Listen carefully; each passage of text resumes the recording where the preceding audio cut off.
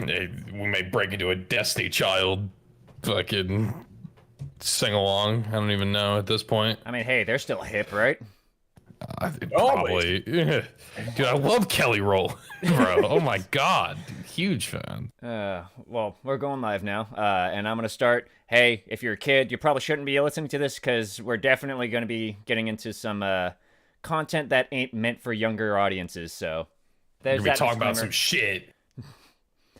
As I usually say, we're not going to be responsible for any scars, mental, physical, or emotional. Oh, nice.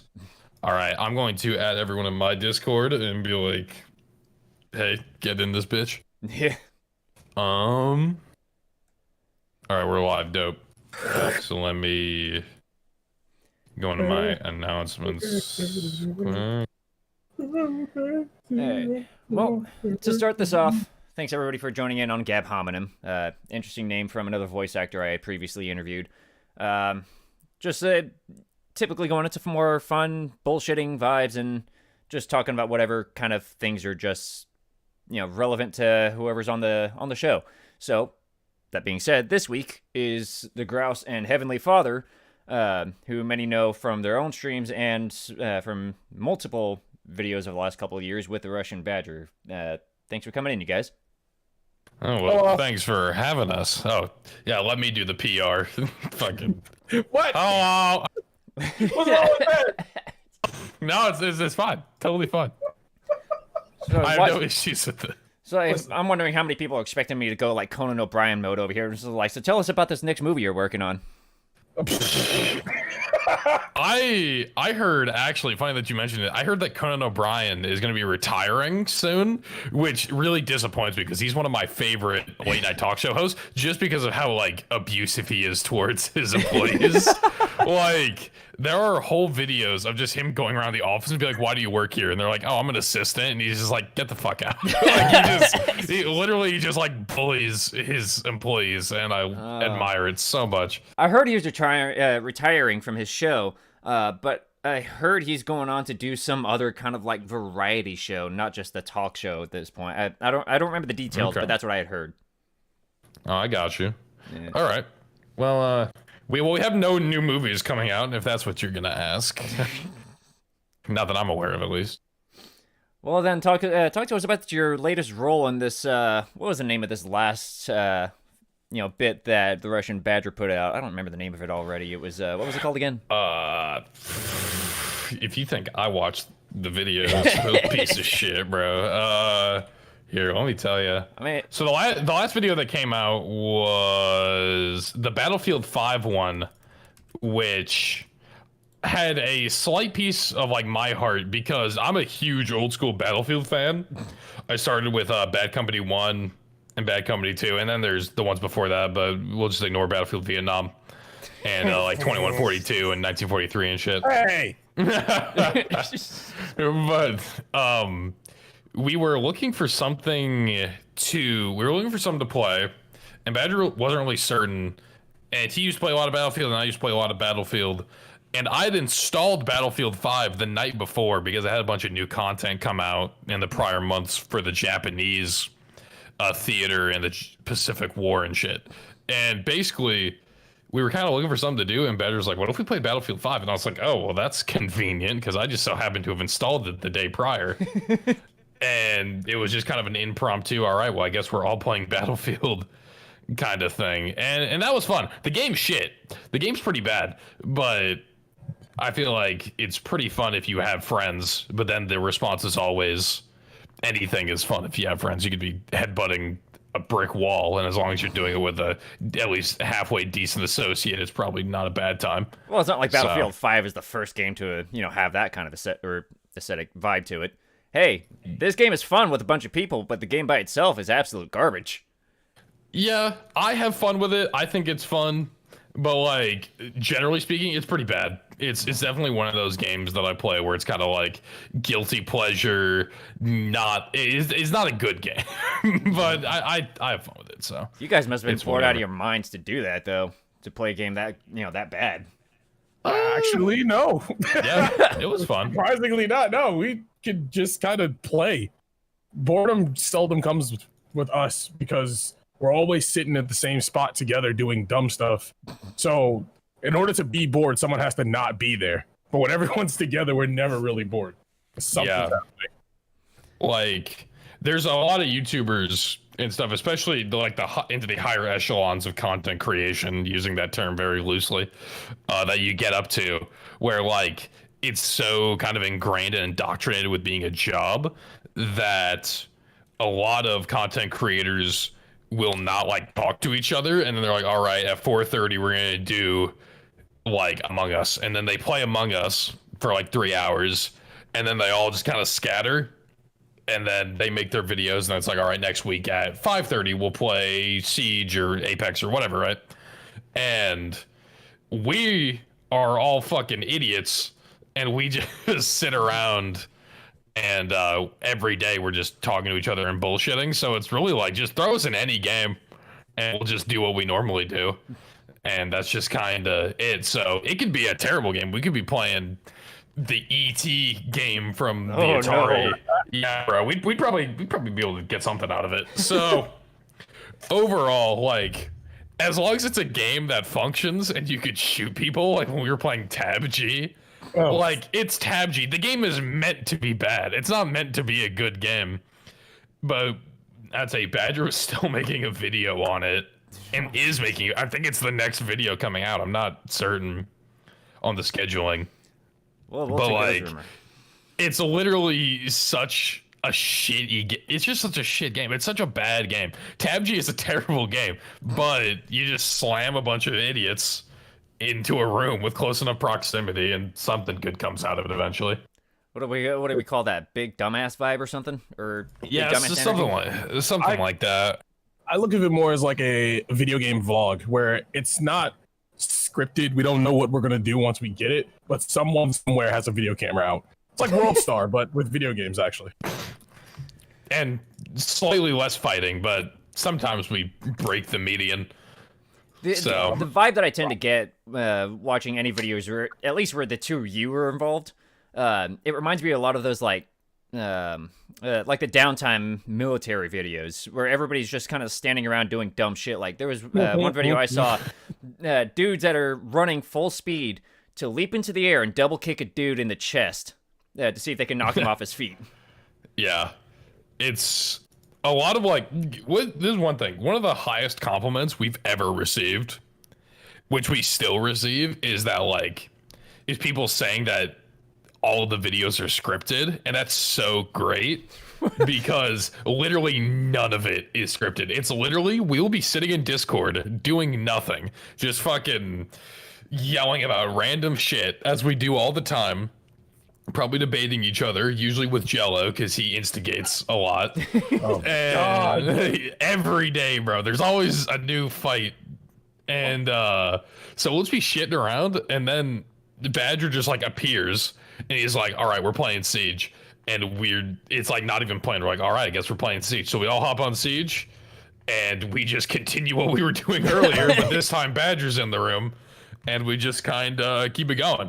So that's probably the greatest thing, where it's like, I think that's why the videos have also been, but Badger's already popular before us, but I think they've been really popular and people really enjoy them because the vibe of just like everyone hanging out and we're just saying dumb shit and just doing whatever. And it's very like relatable to other people who just hang out and do dumb shit. I think it's safe to assume you guys have been doing your own like Twitch streaming and such even before you joined up with the Russian Badger, right? No. Really? Neither of us. Yeah. We so I was friends with a few YouTubers back in like 2012, like 2011. His name was the JFK Gamer. And I don't know how many subs he has here. Let me check. JFK Gamer. All right. He has 220,000 subs.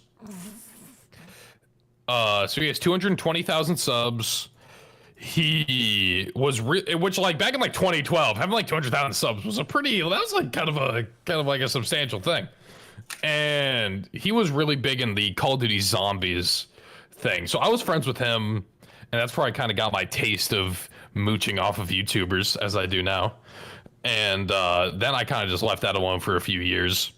Met Badger, did that whole thing, and then I actually didn't want to stream or do any content creation.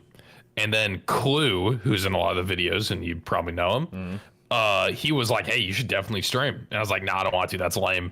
And they're like, "Nah, do it." And so I started streaming when I was in college, and now I'm still doing it. So obviously, it hasn't gone that bad. And yeah, so I don't know about. I remember Heavenly joined, and he didn't want to stream, and then we convinced him, and now here he is. So it seems to go the same way a lot of the time. Yeah, my history is pretty much similar to Grouse, minus hanging out with YouTubers. I've just always just played games. The thought of making content, the words content creator never even went through my head. And I was just like, oh, I'll play this game. I'll play this game. I'll play this game. Watching a YouTube video and playing a game, watching Twitch, all of that never existed to me. I just played games with my friends. And then I got dragged into here against my will. And I've pretty much been held captive. Yeah, of course. It's like a gilded cage, you know. It's really nice, but it's still a cage. I can't leave. It's like being in the Jeff Bezos labor cage, you know. It's like except it's not as demanding. It's like you have this very rich balding man who's like looking over you, and you're like, one of these days I'm gonna get out, but that's not on the horizon yet. Well, at the end of the day, you guys are both just a couple of dudes, right? Just doing your own streaming and your own bullshit. Guys. Couple of bros. Couple of guys, couple of dudes, couple of fellas hanging out. Chilling on Twitch 5 feet apart because they're brothers. Might be a little gay, just a little bit. But I've seen the DMs, but no, like I think that is like a big thing, because generally, like with Twitch, there's kind of two, I would say, like statistics, if you can imagine them as like two bars to make up 100%. There's like the gameplay bar, which is you're really good at the game, so people watch you to get better. And then there's like the personality bar, and there's kind of a percentage of like 50% gameplay, 50% personality. That's why people watch you, and then it can go up or down, fluctuating. And for someone like Heavenly or I, it's like 90% because we're ass at every game we play. And so I think one thing is that like there's like different avenues, and you can be wacky or you can be deadpan. And I think there's one that's very underrated of like a way to have a good personality is to be generic. Like, just being a guy who's just playing a game and you're just kind of hanging out and you're talking about whatever. I think that appeals to a lot of people because everybody is or knows or is friends with somebody who is just some guy who's just playing games. And obviously being funny and having kind of quirks about you when I can help with that. But I think kind of at the baseline, just being a cool dude who's just hanging out playing games is probably one of the best ways to do it. I always did wonder how many people actually go out and do all the streaming, you know, being a cool guy, a funny guy, whatever the case, but they're complete ass at the game. Like, I wonder how many people actually sell themselves on actually being bad at a game. I bet there's more than a few who, like, I feel like for that though, if you're gonna sell yourself on just being terrible at a video game, you definitely have to do YouTube, because if someone can watch you be bad at Siege for a while, but I feel like they would get bored of the stream because there's gonna be some dead air. But if you're just bad at the game and then you cut all that down to some hilarious moments, then you can probably get a pretty good YouTube video out of that. Unless if you're someone like Tyler One, where whenever you're bad at the game, it's like watching a National Geographic documentary. Oh my God. And it's like hell has broken loose inside that bedroom and you don't even know what's going on. I still don't understand how that man exists today. He was literally no name, like 50 viewer streamer who had a school shooter list of people. If he got in your game, he was going to keep throwing himself at the enemy team until you said something racist to get banned. And he is now the #1 guy on Twitch. He still does it. Nothing changed. He's crazy. I love him. And we met him at TwitchCon and heavily tried to cut the line to see him, and he was like, "No, get away, you fat fuck." Like, I didn't want to meet him. I saw him from a distance. It was just going back to National Geographic. It was like seeing like a lion in a safari. Like you kind of look at him and you're like, wow. Anyway, and then you just kind of go about your day. Wasn't that the same? I think it was TwitchCon you guys went to where Heavenly got the the VIP pass or something like that. No, that was Raleigh. Was that Raleigh or Montreal where you got the VIP? Oh, both because your dumbass doesn't buy the tickets and you're like, yeah, I'll just get a ticket from fucking Badger. No, I get it, bro. No. The first time I bought a ticket, I gave it to who did I give it to? Somebody. I gave it to somebody that was with us, our giant entourage, and because they didn't have one, I was like, I'll just go buy one at the front. And when we got there, they were like, "Yo, these hoes are sold out for like a week now. Like, I don't know what you're doing." Badger was able to get me one, and then the second time, I just was like, "There's no way this is going to sell out. Like, how do you sell out passes? You keep making passes. You just get more passes. Right, that's what I'm thinking. I'm like, you can just keep making more pieces of plastic with someone's name on it. And they're like, nah, we're sold out. I'm sorry, you're stupid. And I was like, I'm a break in. But both times Badger was like, yeah, I could just ask this guy help. But won't happen the third time. Yeah. That was at least nice though, because the only perk you got from the VIP pass at Raleigh was you got to go through the cool metal detector. Even though there was no one else at the other metal detectors, so there was like no reason to skip. It was like, and then at Montreal, you were a designated beer runner of. Oh my god, Canada's so great for that.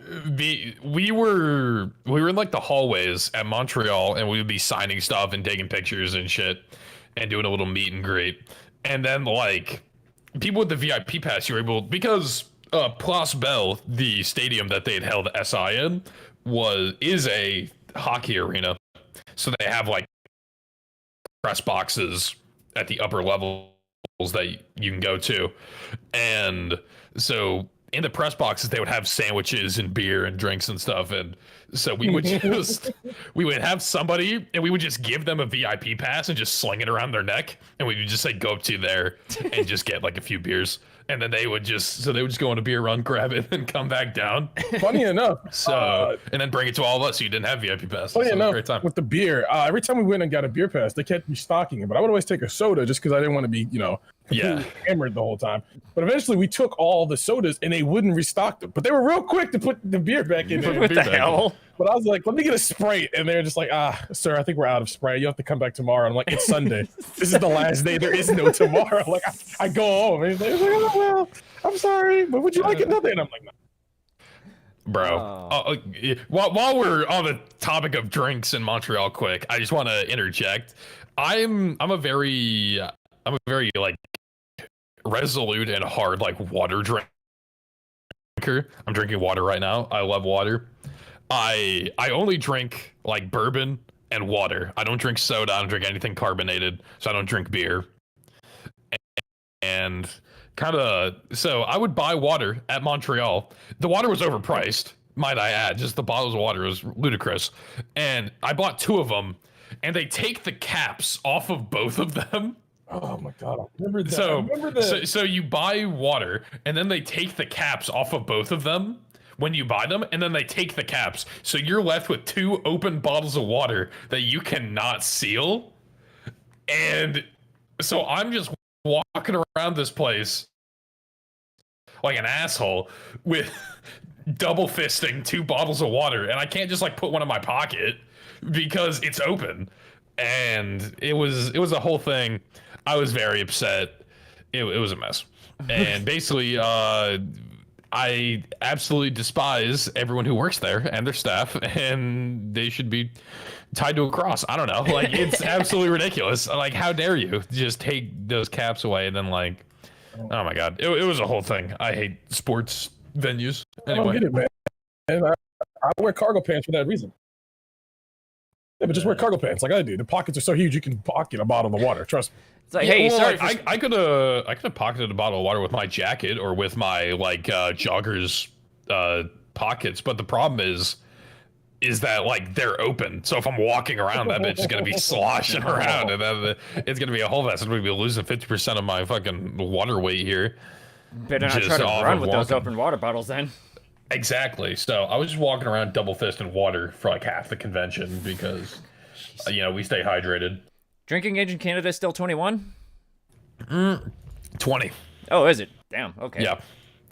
I thought it was 18. I was corrected. It was 20. So I'd say I was able to drink. I was 20 when we were in Canada. I turned 21. I turned 21 in May.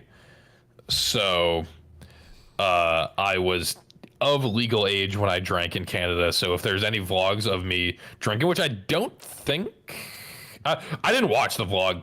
I don't know if there were any vlog parts of us at like La Scratch or at any of the restaurants we went to at like night, but usually every night I was having something. Usually, nah, we was good. Okay, cool. But it was legal anyway, so that's an odd decision to make it 20. Mm-hmm. I don't know. I mean, 18. No, it was 20. I think so. Weird, man. I don't know. Yeah. Well, I guess because it's like it's a little younger than 21, and I guess it's close enough where it doesn't like totally stunt your brain development, and they're just like, whatever, just fucking take it. Here, what? Heavenly, talk for a moment. I'm gonna look up Canada's. Well, on the subject of legal drinking age, I am glad that it's 21 here. We definitely need that because people end up like me, who can't remember what we were talking about before we started talking about drinking. Because unlike Grouse, I drink water and alcohol only. As of right now, I'm drinking Crown Royal, just having a good time. It's tasty, it's apple, it's delicious.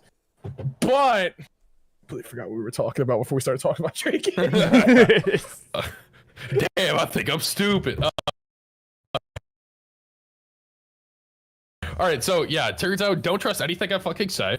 It is 19 in most provinces and territories, with the exception of Quebec, Manitoba, and Alberta, where it is 18.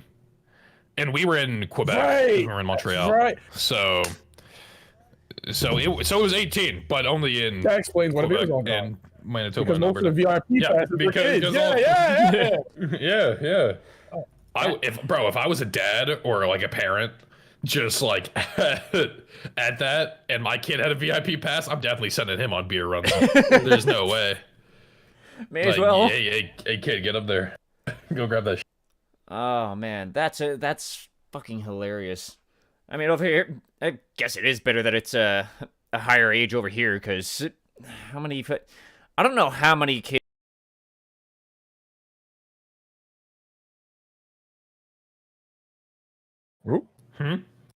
No, my mic keeps cutting out on the stream, but yeah, how many kids would be getting so damn rambunctious at like 18, 19 years old?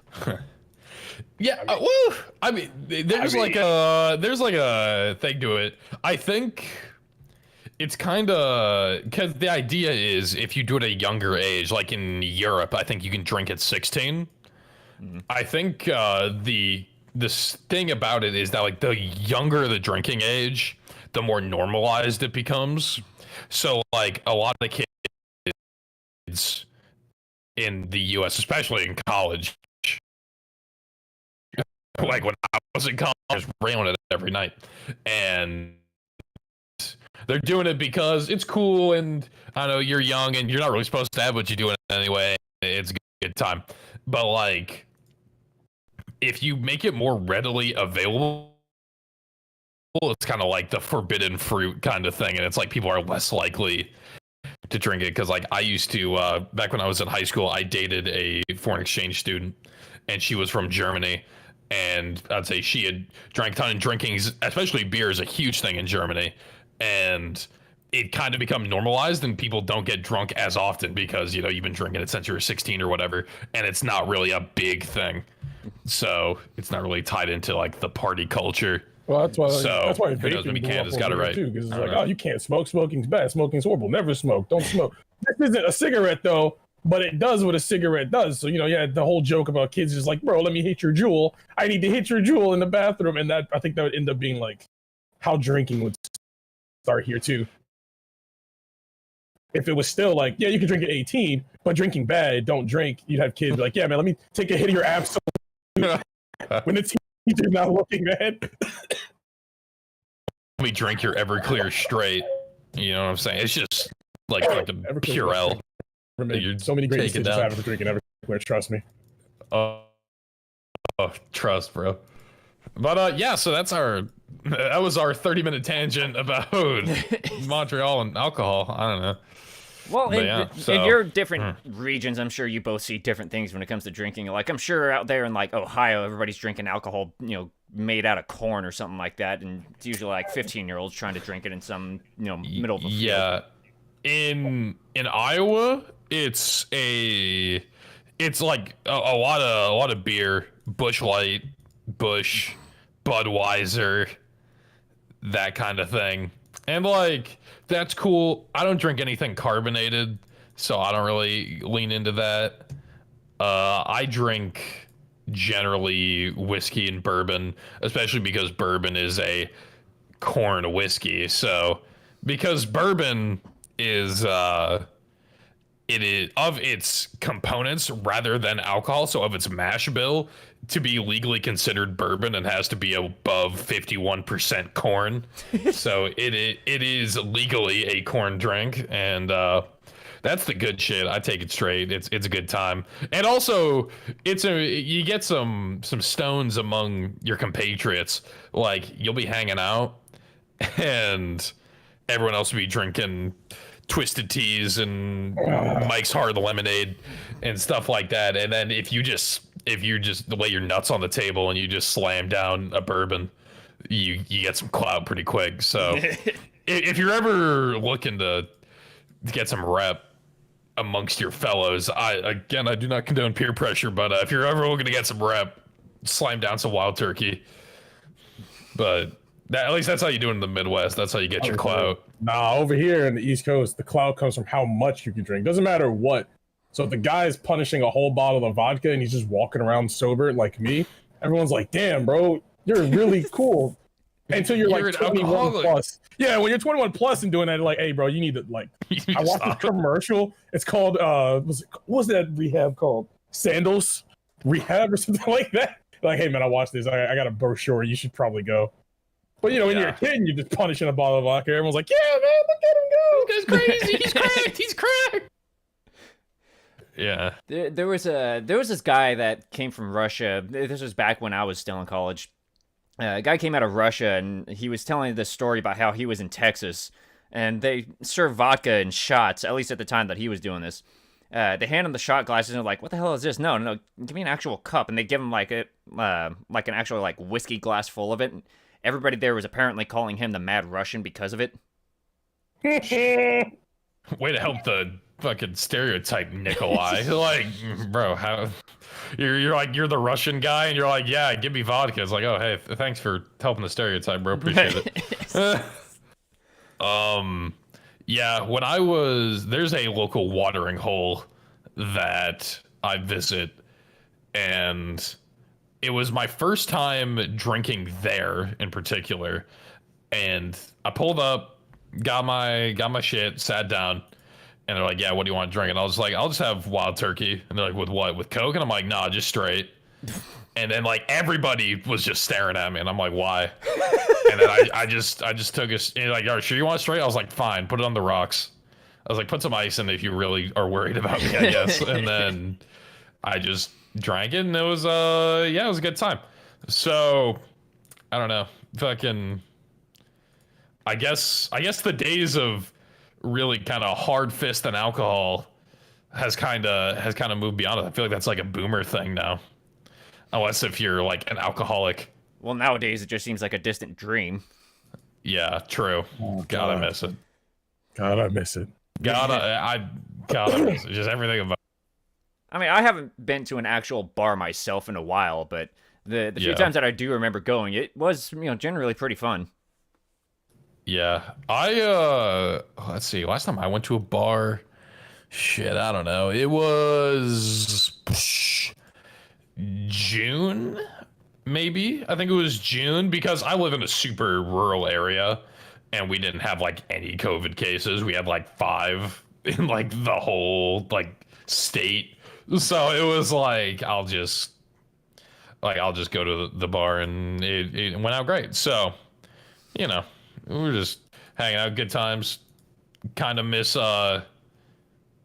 like just venues. Looping back to Montreal and Raleigh and stuff. Those are some great times. And now we're just kind of chilling out, waiting for the world to return to normal. So, you know. Montreal was the last time I was at a bar. That was February. Shit. That was Valentine's Day, right? Shit. Yeah, February 14th is when it started, and I think it went to February 17th. So February 16th was the Sunday, I think. Yeah. Yeah, that was the last time because we were at La Scratch. And then after that, I have not gone to a bar because the second I went home off that plane, everyone was like, "Yeah, the world's going back to lockdown. Go. Oh, not back. The world's going to lockdown." Yeah. And then that was it. I just started drinking at home again, which is not as fun as drinking at a bar. I don't get it. If I turn my TV on here with the football game and I drink out of my glass, it's sad. But if I do the same thing in another venue, it's fine. It's the same. Well, because you're spreading your shame amongst like other people. But when you're at home, you have to take it all at once. Yeah, so it's equilibrium. Everyone's equally sad. Yeah, exactly. You got it. Oh man. Yeah. Well, I mean, do you guys even bother with trying to drink like on stream or anything nowadays? Heavenly has a few times, and he usually has some tricks up his sleeve, but I have never drank on stream except for like, I just got a text. I've never drank on stream except like maybe once. I think it was my 21st birthday stream, so it would have been May 24th. And I just drank like a glass of whiskey, and that was about it. And I'd say, I'm kind of in the VODs, I'm kind of a big boy, 6 foot. I'd say I got a little bit of weight on me. I'm not a lightweight. I would say it usually takes a few glasses to start making me feel something. So like just taking one on stream, it wasn't anything. So we were just kind of hanging out. I usually go for IPAs myself, but that's usually just like more casual type of thing. I cannot stand them. They're bad. IPAs are very bad. I hate to hate on those who make them and love them, but I cannot drink them without thinking I'm just drinking very lightly flavored water. I prefer porters or stouts, the dark bread-like, possibly made from sludge and void, not actually beer. That's the stuff. I have tried to get into darker beers, but it's just like it's too strong for my tastes. Oh, it's heavy. Yeah. I legit tried. Speaking of heavy, I was gonna say I too am a heavy boy, and I've drunk on stream, and if it takes a lot also to knock me down from both years of drinking and years of being a thickums. So I enjoy drinking on stream, but if it starts getting to the excess, like you said, I have a couple of tricks to prevent myself from doing something horrible on stream. Yeah. My trick is usually like drinking twice as much water as I do alcohol by volume. Speaking of, let me get some water right now. Hydrate, bitches. Yeah. Stay hydrated. Let me just take a drink here. See, when it comes to water, I haven't really bothered with it for most of my life until actually, I think until the lockdown started, because I'm like, what the hell am I gonna do? The drive-through lines are too damn long for me to get a soda, and everybody wants to avoid going to the grocery stores around here. So I start drinking water, especially after I start trying to pick up like voiceover work, and water is like the best thing for anyone to be drinking because anything carbonated fucks with your vocals. Yeah, so my brother, he's 3 years older than me, and when we were kids, he was really into soda. He would drink Mountain Dew every day, or as we call it, pop. And so we call it pop, but he was really into soda, and he would drink cans of Mountain Dew every day, like all day, every day, just hammering Mountain Dew. And he tried to get me to drink it. And when I was a kid, I took one sip of it, and like the carbonation like burned to my nose. Oh. And there was just something about it, and I was like, that's unholy. And the only times I've had soda since I was like 7 is when I'm accidentally drinking someone else's like cup from like McDonald's or something. And it's usually a rude awakening because like I'm so used to water because the only thing I drink is water for literally over a decade. And I take a sip and then it's just like this weird fizz and I'm just like, oh, it catches me off guard. But I would say, so it's kind of funny. Usually people get a kick out of it of, I drink water, which is like the smoothest thing in the world. It's literally God's nectar. I turn around and drink like 51.5% alcohol. And it's just like some of the hardest stuff you can get in a bar. And it's just like, that's not mixed. And it's like, it seems like an odd thing. Still smooth though. Wild turkey goes down like a charm. Very smooth. There's back a little bit though if you take too much of a gulp. There's this vodka that they've been advertising the hell of over here in the western area, especially around California and like Nevada. It's this thing called Tahoe Blue Vodka, but it's made with water from Lake Tahoe. But they also the main ingredients they also use is grapes, corn, and sugarcane. And apparently it goes down really fucking smooth. So yeah, I've actually tried it. It's not bad. Sugarcane? Grapes, corn, and sugarcane. Huh. See if I can get that import. I want to try that. Yeah, you can order it online and they'll ship it to you. So yeah, that's definitely one thing. I've tried it. It's not bad. I usually do like liquors only when it's mixed, but it's pretty good.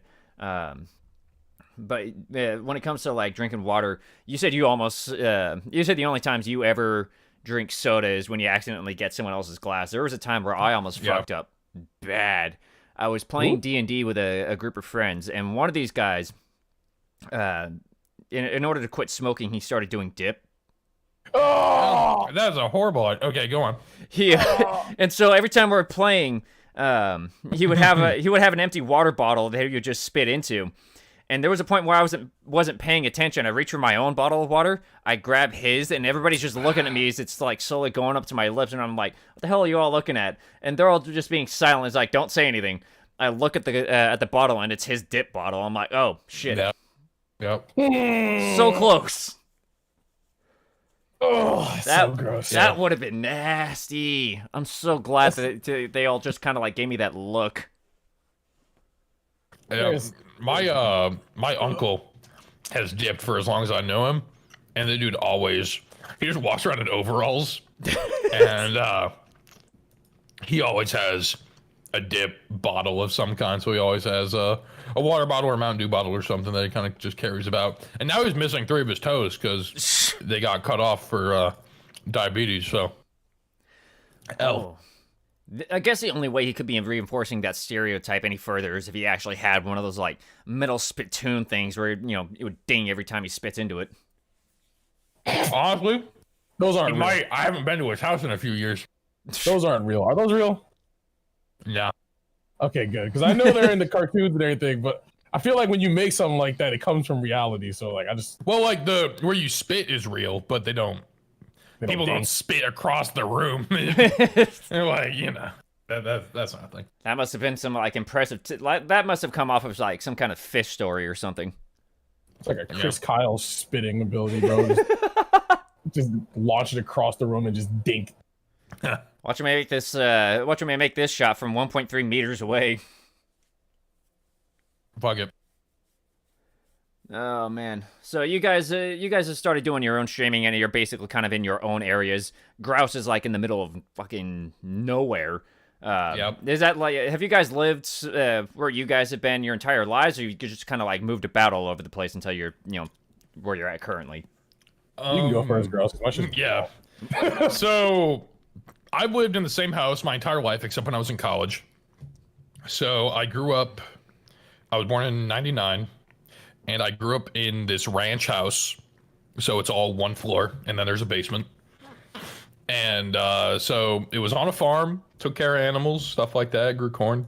And then grew up, I went to a high school with like 120 people, split among 6 grades. My graduating class was like 23. I went to college, and I lived in an apartment in the big city for 2 years. Then after I finished college, I came back, and that's where I'm currently living. So I'm living back in my childhood home on the farm. And on the gravel road that I live on, my dad grew up in a different house that they had built. His dad grew up on the same road, and his dad. So 4 generations on this one gravel road. And kind of the big thing is that it came from my like great grandfather who immigrated from Scotland, and he was a farmer in Scotland, and then he came over to Iowa, and then he was a farmer here, and then he's buried like a mile away, and you know, we're still living on the farm. So that's where we've been the whole time. And now Heavenly can go into his bit. So I've lived in the East Coast my whole life. I've lived in DC. I've lived in Maryland. For a brief stint, I lived in Tennessee. Good God, that was the worst thing ever in my life. Never again. Never again. The South is not meant for me.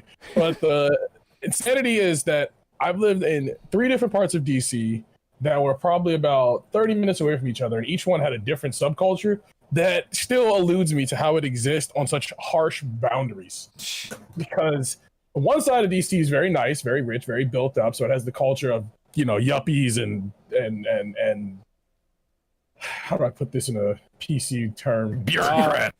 Yeah, bureaucrats. Like just very not genuine. Everything's glitz and glamour. Then I lived in the hood. I'm not afraid to admit I've lived in the hood, and it felt like every day was a struggle to survive. You know, that gives you that you know, A.K.A. and Young Jeezy style vibes. Yeah. Then once I moved, A.K.A. Young Jeezy, try to take it easy. But once I moved to Maryland, and I was pushed out of DC by my parents, we all left because the classic for every black person, we want to give you a better life than we had. And, you know, I respect it. Thank you. I appreciate it. It did give me a better life. I had to acclimate to the culture of not being able to walk everywhere, not being able to ride transportation everywhere, having to own a car. And that was such a strange time, because to me, a friend says, yeah, man, I'm 30 minutes away. That means you walk out your house, hop on a bus, go to a bus stop, go to the next bus stop, go on a train or the metro, and then go to their house. Here, it means, no, man, that means get in the car and drive for 30 minutes. And that was something I was just like, what? How? You mentioned the 30 minutes part. That almost threw me off until you mentioned the drive for 30 minutes part, because I'm like, what, if buses and sidewalks just not exist in Maryland? Where I lived in Maryland, I lived in rural Maryland, so no. Yeah. And then I finally moved back to, I guess you can call it metropolitan Maryland. I moved back to metropolitan Maryland, where the buses and the taxis and the Ubers and all that beautiful stuff existed again. Yeah. So it was interesting, because going through the different types of urban, suburban, and then rural was not something I expected to go through in my life. So Grouse Grouse came out of, you know, basically middle of bumfuck nowhere, and Heavenly, you know, came from a multitude of different types of struggles. At what point in those, you know, in the last, like, what has it been, 5 years that you guys have known Badger? 3. I met him in March of 2017 because I was still in high school. It was because I graduated in May of 2017, and I met him in March or February of 2017. So I've known him for about just over 3.5 years. And then I think Heavenly came in like late 2017 or like early 2018. I think it was early 2018. Yeah, so around 2 years. How is it exactly that you guys actually met him? I'll start with mine because it's more boring, much as my existence. So I was a huge fan of Badger for years. I was watching him from like 2012 or 2013 all the way to 2017, and I had shown all my friends his videos, and I just thought he was hilarious, and I really liked his comedic style and kind of being a prick. And he was still good at the game, and he provided some stuff, so I thought he was really cool. And I really liked Battlefield at the same time. And a lot of the Battlefield community, I think they're cool, but sometimes they get like really into Battlefield, and Badger was a bit more kind of pulled back, and he just kind of memed around and had fun with Battlefield on in the background, as we do now with Siege. And so basically what had happened was I had joined the Discord, and I had never joined a Discord before. I had a PC, but I only played with my friends. Like, I'd play Overwatch and Siege and stuff on PC, but I never really had a Discord. And so I joined the Discord. This was the first Discord server I joined. And the day that I join, I get banned. So the day I joined, I got banned. I was in the Rainbow Six voice channel looking to play with somebody, and I got banned. Even though no one else was in the channel, I was just in there by myself, and I got banned. And I had never really said anything in the chat, and I was kind of confused. But I was like, you know, Badger says that his Discord's the Wild West, so like, whatever, shit happens. And then like a few months later, I am like, you know what, screw it. Maybe I didn't get banned, maybe I got kicked or whatever. So I try to rejoin. I rejoin. It's March. Battlefield 1 is out, and the new DLC is out. And I'm playing Battlefield 1 on PC, having a good time as much as I can with Battlefield 1. And when I talk to Stretchy Blackman, who is the admin, the only admin at the time. And so I'm talking to him, we're having a good time, and I'm like, hey, do you want to play Battlefield 1? He's like, sure, let's play. We're playing for a bit. And he says, hey, Badger's going to be coming soon to record. When he comes, you're going to have to, like, dip out. And I'm like, all right, that's cool. Whatever. I just want to play with somebody. So we're just playing Battlefield. Badger joins. And he's like, yeah, we're going to be playing Battlefield 1. We're going to be playing the new French DLC. And I didn't own the DLC. And I was like, oh, well, I don't have the DLC. I'll just dip out. Like, it's cool. And Badger had known me for literally, like, a minute. And he was like, oh, don't worry. I'll buy the season pass for you. So he bought me the season pass, even though he didn't know me. He knew me for like literally 30 seconds. He just buys me the season pass, and then we play together, and we played Battlefield together, and right after that we played Injustice 2, which was the first video I think I was in. And we just, I don't know, we just clicked. We just became really good friends, which happens a lot with a lot of us, is that like everyone who is in the group, like Heavenly and Badger and all of us, like we kind of just run into each other, and then it just kind of works out. So you know how friends are usually made, right? Yeah, so I was a really big fan of his, and we just kind of bumped into him, and he was super generous to me, and we just kind of became really good friends, just kind of off the rip. So yeah, that's my story. Been doing that shit ever since. Remember how earlier I was like, I got dragged in here? Well, that was very much the truth. Literal. Before anything about Badger, I had no idea this man's existence. I'd only seen one video of his, and I didn't watch the full thing. I just watched the intro to that Injustice video with Grouse. And I watched it, and I was like, man, this is a video. And then I just never thought about it later. And then, like, I'd say maybe 5-6 months later, Bing, Jackinator, Smacks Lips, guy was in a Discord I'm a mod of for JoJo, the anime. And he just said, hey, Heavenly, do you think you're funny? And I said, no, I'm not funny. He's like, okay. And then he came back like a week later. He's like, hey, I know you play Siege. Would you like to play Siege with me and my friends? I was like, oh, okay, sure. And he invited me to Badger server, and they pulled me in, and I just played. And I literally just played. I had no idea who any of these people were. I was just like, I'm just going to play Siege because I really like Siege, because I was like really into Siege. And I still am, but I was a lot more into it. Like, I was like, man, I can't wait to go home and play Siege. So I played with them, and then they ended the Twitch stream, and I just went away. I like just disconnected, went about my business, and I got messaged on the JoJo server saying, hey, you're in a YouTube video. And I was like, okay. Once again, went about my life. And Bing had invited me, Jello, Grouse, and himself to play PUBG. And while we were playing PUBG, that was a fucking chaotic time. It was how I met Badger, like, fully, because they like pulled me into the server, and I like hung out, and I met all of them, and then I just stuck around because they kept me around because I didn't do anything wrong. Somehow, just me being me kept me in, even though I was probably just being absolutely not safe for life. Not even work, just not safe for life.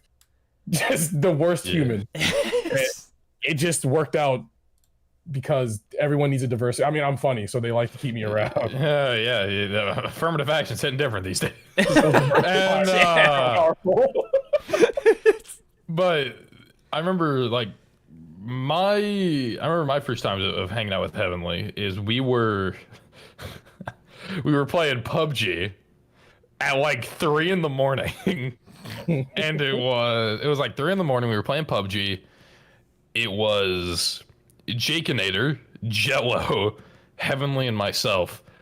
And Heavenly and I had the exact same outfit on in the game, except his character was black and my character was white. Oh, jeez. So we were like when you're playing Mortal Kombat and you pick the same character and then their like outfit changes colors. And then we were just screwing around. And then Bing and Jello would constantly team kill each other. We would be playing 4-man squads, and Bing and Jello would constantly team kill each other. For no reason. Literally no reason. So it would just be me and Heavenly basically duo queuing in PUBG while we just yelled at each other.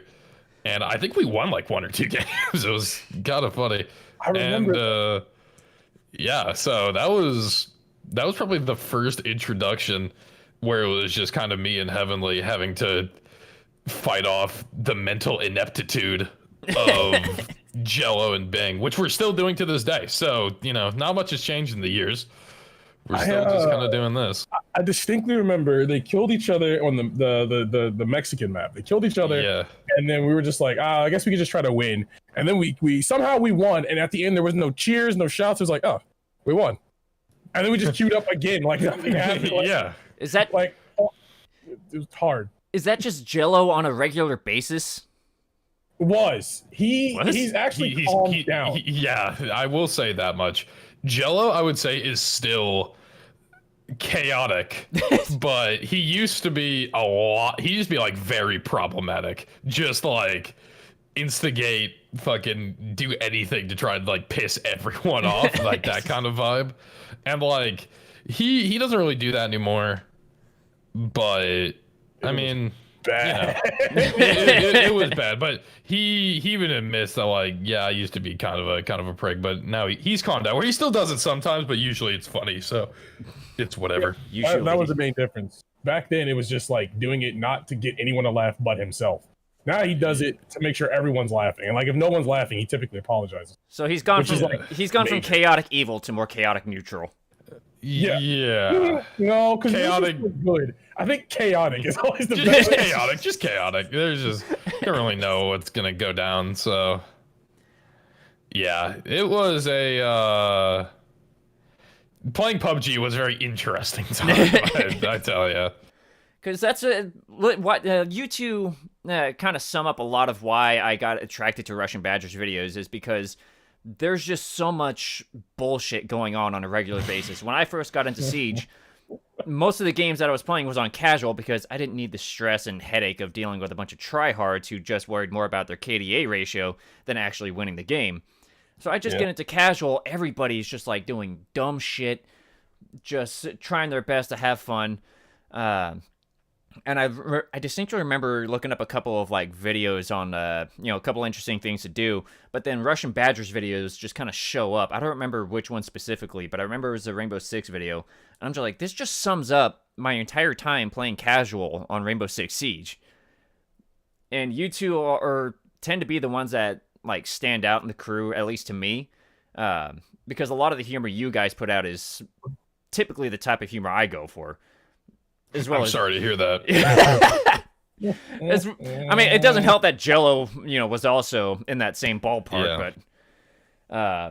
But yeah, at this point, it's just like it's still the same bullshit. Real bullshit hours of energy that I tend to gravitate to. But nowadays, it's just like, what is there to do? Because now I'm bored out of my mind because I've played all these different games that I've got. like 6 times over. These new videos of this different kind of bullshit that you guys get into is about the only thing I have to look forward to nowadays. Yeah. I mean, I feel like that's the big thing where we kind of tap into an audience that is definitely very much real bullshit hours, where it's just like yeah, I love Siege. Siege is my most played game of all time. I still play it a ton. I don't play as much as I used to just because it's kind of in a slump right now, and I've been playing other stuff. But like, bro, it's really, we kind of tap into all the players who I feel like don't really, I don't want to say don't fit, but like don't really fall into the pro league ESL, because like there's plenty of content creators from pro players to casters and stuff who can really help you get better at Siege. And there's some, but I feel like there's not too many that are just like, hey, let's just play the game and hang out, because Siege is a pretty competitive game. It's like from the roots up supposed to be competitive, so it's not the most facilitating for fun. If you want to screw around and just like jerk off and like be an idiot, you could play Call of Duty or Battlefield or something where you have respawns. But in Siege, it's kind of Siege is not a very conducive place to do dumb shit. But we're still here, so I guess it works. The main thing I've always said about us is that we try to make sure that when we play Siege or any competitive game for that matter, we have to make sure it's fun first before we try. Because if it's not fun, there's no point in trying, because the more you know about a game, the less fun you'll have about a game. So you can learn everything about Siege, but once you start learning the basis of Siege and stop there, you can still have a ton of fun. When you start diving deeper and deeper, you start talking about pixel peaks, bolo, what is it called? The bolo wiggle, bolo peak? Like bolo peak, where you QE, you QEQ, and then when you come back to the E, your like body is, so like your perspective is further to the right than your body is, so you can like basically like invisible shoot people. Yeah. And like it's, once you start getting to kind of that level, it gets a little inane, and you're just like bro, like I feel like you want to know enough where you can play the game, but for me, the biggest things about games kind of learning stuff and just having fun with it. So like I want to know enough where I know the basics and kind of the setup, and then just let me go wild and just kind of figure it out, and I'll just play the game, and I'll probably try something over and over and die endlessly, and then on like the 100th death I'll be like, all right, maybe that doesn't work, and then you can kind of move on. But also, like Grouse said, you can type Siege into YouTube right now, and if you disregard Badger's video, you'll find every video, not every, but a lot of videos will be teaching you how to be champion, how to get the diamond, past the basics up to the niche, to the point where when you start learning that stuff, you automatically assume everyone else is learning that stuff, and it puts you in a disadvantage, because if someone like me or Grouse is just playing the game where we E3 walk around, or we're not even using shift, we're literally just walking around W with a shotgun out and kill you, it's going to make you upset, because once you learn these things, you assume everyone learns those things, and it puts you in this awkward place of, how did that guy beat me? That guy's bad. And the moment you start calling people bots and bad, the game is no longer fun to you. You probably won't admit it to yourself, but the game is no longer fun to you. Yeah, it's like, I don't know, I think a big thing is that like you're like hanging out, having a good time, and like we were streaming Siege the other day, and we were playing against a guy who yeah, this is a good story. We were playing against the guy on Favela, which is not, it has never been a competitive map. I think the only time it was a competitive map was when Pro League was still on Xbox. Like that was the last time it was like competitive.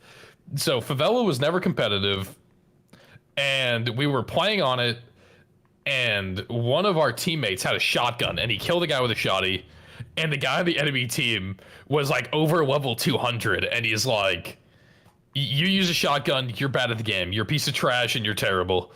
And it's like, why are you mad? Like we're playing casual, there's no elo, you died, so like get fucked. And secondly, or thirdly, I guess, it's a shotgun. Like you're an attacker, you have range, like you can use the tools that you have to work around that.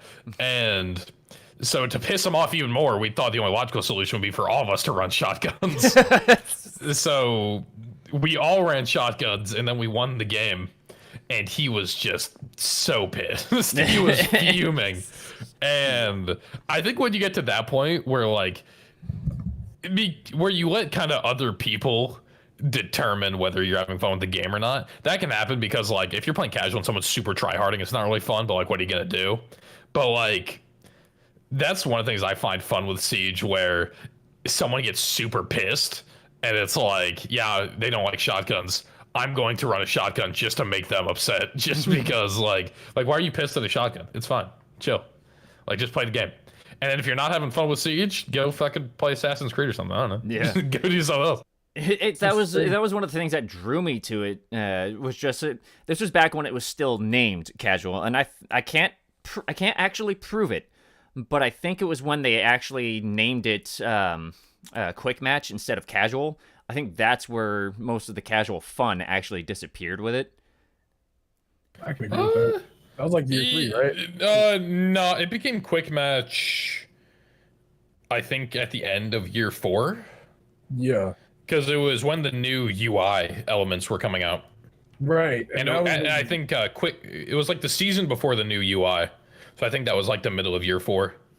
Around there. Yeah, because that's where I noticed it started to like decline in the fun factors, because I guess nobody pays attention and they think they're in like unranked or something like that, or it's like some random ranked or unranked or casual, whatever the case. They think they're, you know, playing for actual like points in the season, and they just try too hard, and it just becomes less fun. I have a theory about why that happened, and it's I have no real evidence to substantiate it. But I think the conspiracy theory, tinfoil hat. Yeah, wrap the shit around your head, bro. The reason that feeling of fun left was also, I think that was the year we went to Raleigh, wasn't it? Yeah, we went to Raleigh in August, and that was during Operation Phantom Sight. And it was at Raleigh that they revealed Operation Ember Rise, which was year 4, season 3. Right. The Canal rework. And I think that was the moment that Siege, well, I think a little bit before that, but that was almost a tipping point, because also when Siege esports was really on the rise.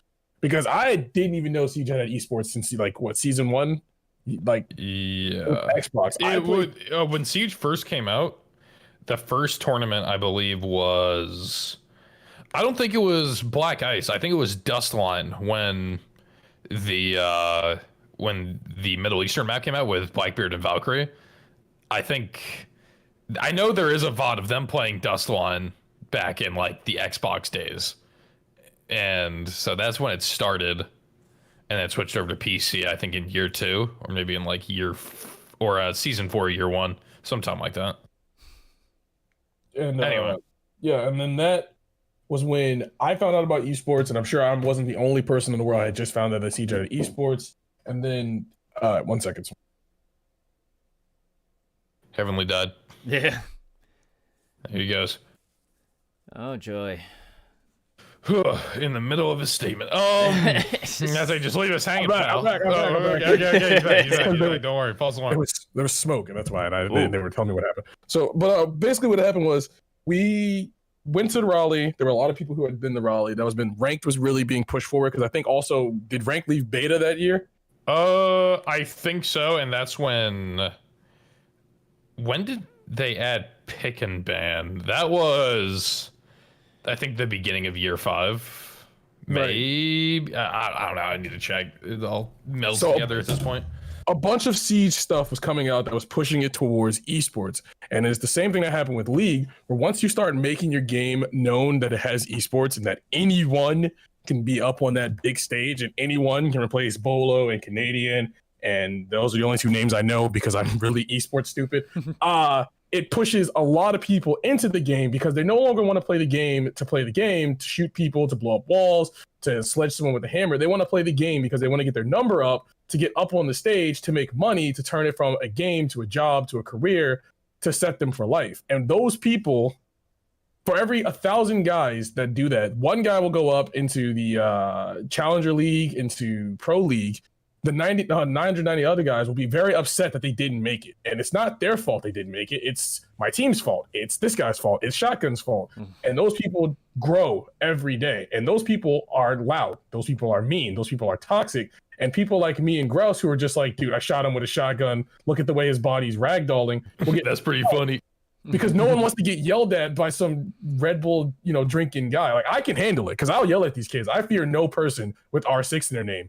They're armed. Bro. They could whip a nene and throw their shoulder out. So, like, what am I scared of? So, but other people don't want to deal with that. You don't want to log in and just have some kid bolo peeking you, calling you bad, GN, and it just gets annoying and it gets sad. And you're just like, come on, dog. It's a game. At the end of the day, it's still a game. Whether Bolo makes $1 million off it or $1 off it, it's still a game. But it gets lost in the sauce because esports. Everyone sees esports because it's better than regular sports. The only thing separating you from Bolo is, your skill, which you can raise not by working out, not by taking steroids or buying new equipment. You just keep playing the game to get better. And anyone can just play the game to get better. So playing the game to get fun, playing the game for fun versus playing the game to get better, those crowds are dying and, growing opposite ways. So it really can kill your vibe, especially even for content creators. Because, like, I won't admit, there have been people who've played against us when we're playing with Badger, not playing with Badger, who make it their life's work to shit on us so they can feel better for shitting on us because it makes them feel better for shitting on the big guy, even if the big guy isn't Diamond. Like, I don't, Grouse has been plat. I don't know if Badger's ever ranked. Like, the only time I think Badger ever got ranked, I remember this because I was in college when we were talking about it and shit, was during Operation Blood Orchid when Ella came out and she was literally busted. And he played as Ella for 10 games, and I think he placed like gold 1, did like one more game and was like plat 3, and then was like, this is stupid. Because Ella was just so good. So it's like, oh, man, just play Ella to win. And yeah, so that like, I don't really play ranked, but I kind of hang around the plat area. Heavenly hangs around the plat gold area. Yeah, I'd say Badger's good at every game he plays. He's a fucking monster. So if it has a gun, like, yeah. But the big thing I think is that, like, with a lot of, basically, how do I put it? Like, someone's like, oh, hey, here's a content creator. They make funny YouTube videos. I'm going to kill them. And it's like, okay, well, that's fine. But, like, we don't really give a shit. Like, if you want to kill somebody to, like, prove your worth, you should fucking go after, like, Bolo or Achieved or, like, people that are, like, in Pro League. That, like, this is their job to play it well. Yeah. But, like, I don't know. I've just been hanging out doing the damn thing. And, like, there have been times where I've been stream sniped. I'll be on stream playing Siege and I get stream sniped. And I don't really give a shit because I'm just sitting here hanging out. And I see it from this perspective. If you stream snipe me and I die in the game. I don't really care. I've died thousands of times. And you killed me because you knew where I was at all times. So, okay, you were cheating. And then it's like, but if I kill you and you're stream sniping, then you're bad at the game and I can make fun of you. And it's like, so it's a win-win. Either A, you're cheating and you killed me through an unfair way, or B, I kill you while you're cheating and I get to rub it in your face. Like, I see no problem with it. But when it's people who are playing ranked, obviously an eel is at stake and you're someone like Macy or like a very high profile person, then obviously stream sniping can be a much worse thing than it is. But when you're kind of just like with Badger or you are Badger and you're getting stream sniped, it's like, it doesn't matter. Just screwing around, making content, making video. You guys had fun with the stream sniping idea in the middle of the what was it, the Twitch Rivals thing?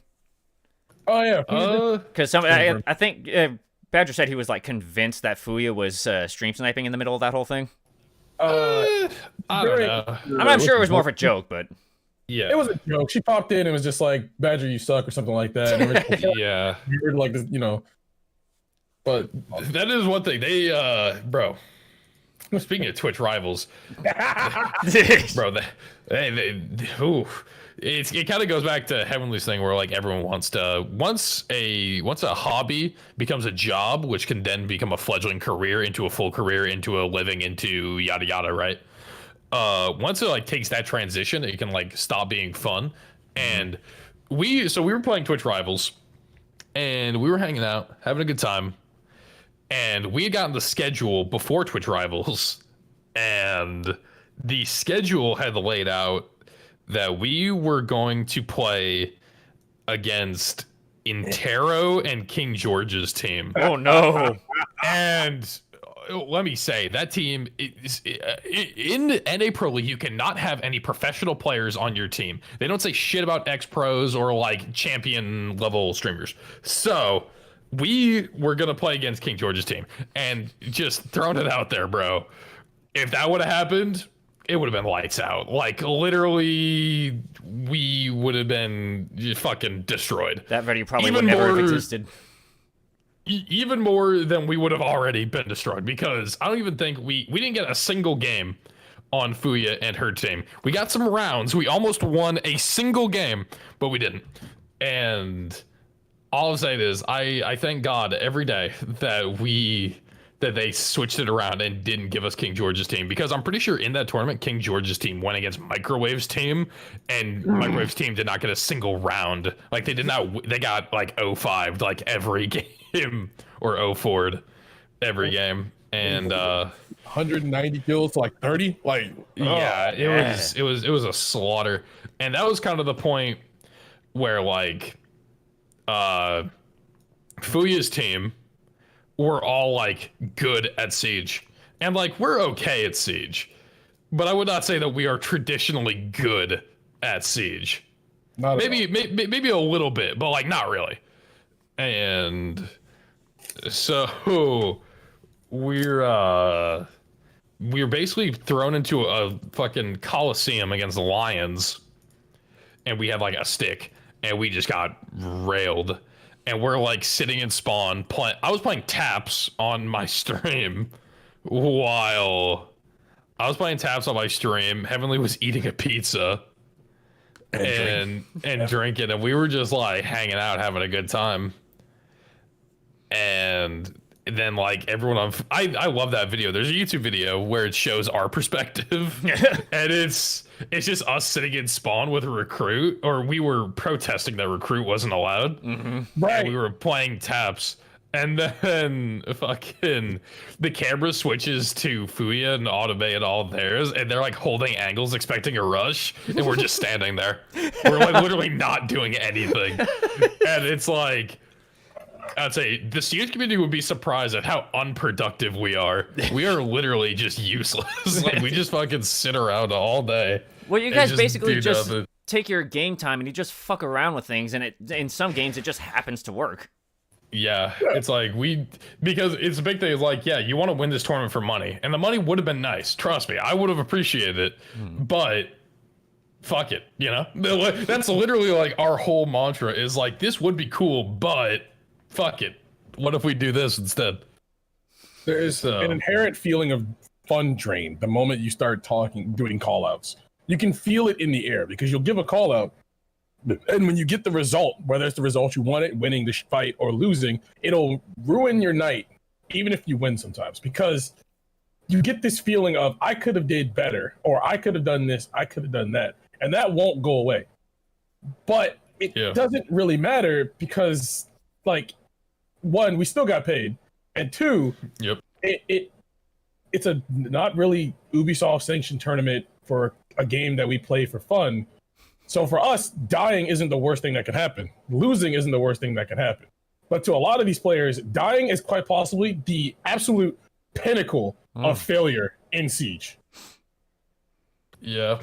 So I'd say we just hang out and do shit, and then yeah. So I'd say it's like, bro, yeah, we got shit on for the Twitch Rivals, but I'd say I've criticized Twitch Rivals, and a lot of other people have criticized Twitch Rivals. Oh yeah. Is that they need to get like a third party, or they need to do more research on their teams and try to make it interesting, because like I can guarantee if we were playing against Microwave's team, it would have been lights out, bro. But the problem is that like we're very casual, and we're not in the community for our astounding gameplay like other streamers like King George and shit and game knowledge. We're here because we're stupid and we just make funny jokes. And so it's like, if you put us in an actual tournament with money, you bet your fucking ass that the other team is going to play their heart out. And it's like, we're just not about that. So it's like, give us a little bit of a softer target next time, maybe, please. Like, come on, let's not. I'd assume that's like one of the crazy. bigger reasons you guys started playing things like Payday 2, and like Heavenly's been streaming Yakuza lately. You Grouse, you've streamed Assassin's Creed Valhalla lately. Yeah. Is it? Do you guys find it more difficult to play those, like try to be entertaining off of a single player campaign game, or is it more difficult to try to be entertaining on a multiplayer game? I'm gonna say no. It's easier. Honestly, I find it easier for me to be entertaining off a single player game, because depending on the game, I can either be funny, like Yakuza 0, which is the game with the most juxtaposition I've ever met in my life, where a one-eyed sword-wielding breakdancer beating people up, and then the next minute he has to stone cold murder a blind woman. So you have to live off of that. Or in other games, with games like I'm proficient at, like boomer shooters such as Doom and Quake, and also Doom, and anything New Blood puts out, the entertainment comes less from me being funny, and it comes from it's a 50-50 of, look, I am actually capable of playing this game, but at the same time I can still bullshit and talk to chat and be funny. So the single player games I find are actually easier. They're just harder for me because I can't be with the boys, because I enjoy streaming with the boys as much as I enjoy streaming alone. Yeah. Yeah. So I am a really big single player fan. I love single player games.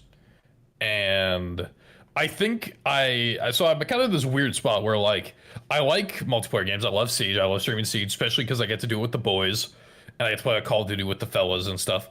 But like when I was growing up and doing shit when I was younger, like I played tons of Elder Scrolls. I played and beaten every Assassin's Creed game. Like I love Assassin's Creed, and I have tons of nostalgia because I used to play with my older brother and stuff, and so that was a really big thing. And I would say streaming multiplayer versus streaming single player are kind of different vibes, because like when I'm doing a multiplayer stream, I'm with the boys, we're being chaotic, we're yelling, we're arguing with each other and just kind of being problematic with each other. and then we can like I'll be playing Siege and I die, and I'll be spectating Heavenly. I just yell like, shoot his ass. I'll just be like shouting at him. Instead of giving actual productive call outs, I'm just yelling, shoot him. Even though there's no one around. I'm just he's over there, bro. He's over there. So I'm just trying to be disruptive. And then when I'm playing a single player game, I play it so other people enjoy it, but I'm playing a single player game mostly because I just enjoy stories so much. And so sometimes I get quiet because I'm like paying attention to the story, and the vibes are generally a lot chiller. I'm kind of just talking to chat. And single player games for me are almost like Q&A streams. It's like they just ask me questions about like Assassin's Creed or Call of Duty or really whatever is like going on, and I'm just kind of playing the game in the background. And that's what I really like about my stream is that, and my community is pretty laid back. We're all just kind of hanging out, and then you can have someone like Heavenly or Goose where it's like really high energy Titanfall or Doom and jumping around shooting stuff. And like that's cool, but mine are usually a bit more kind of leaned back and you're just kind of hanging out. That's kind of one of the fun things about it for the two of you guys is both of you are now your own Twitch streamers, and you even have your own actual communities. So you don't really need to say that, yeah, I'm part of Badger's crew. No, you can actually say, yeah, I'm a Twitch streamer now.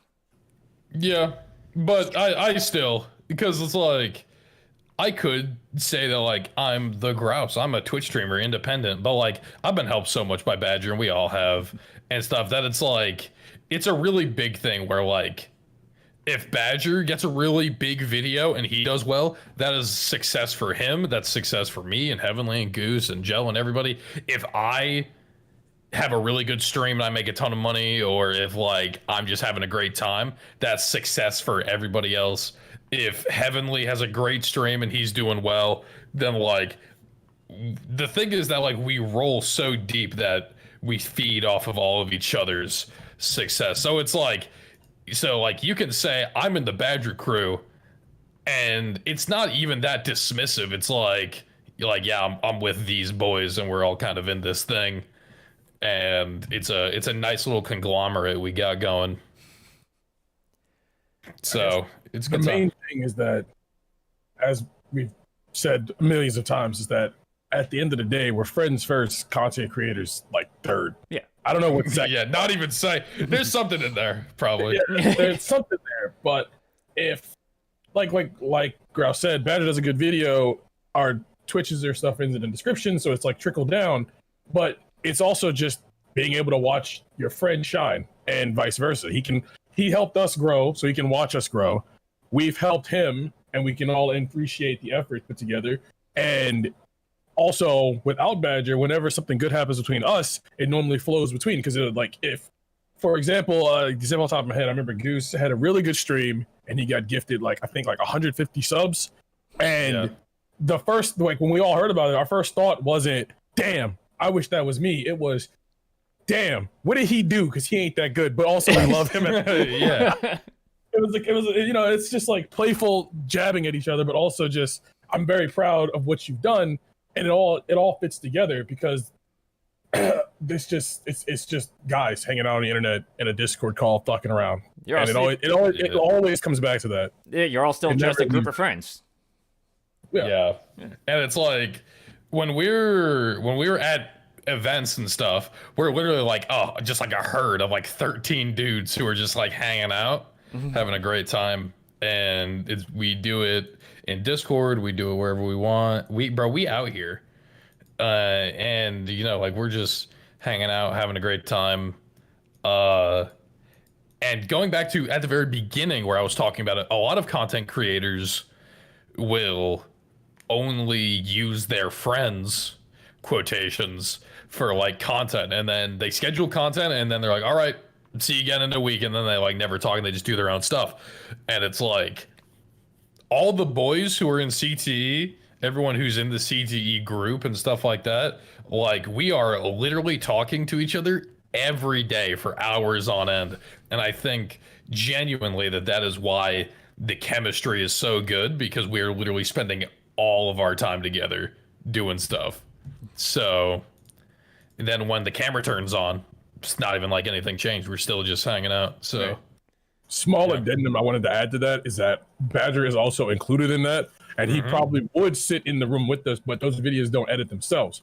But when he does finish a video and he's done with it and he puts it up, he comes right into CTE and he hangs out with us and we talk and we do dumb shit.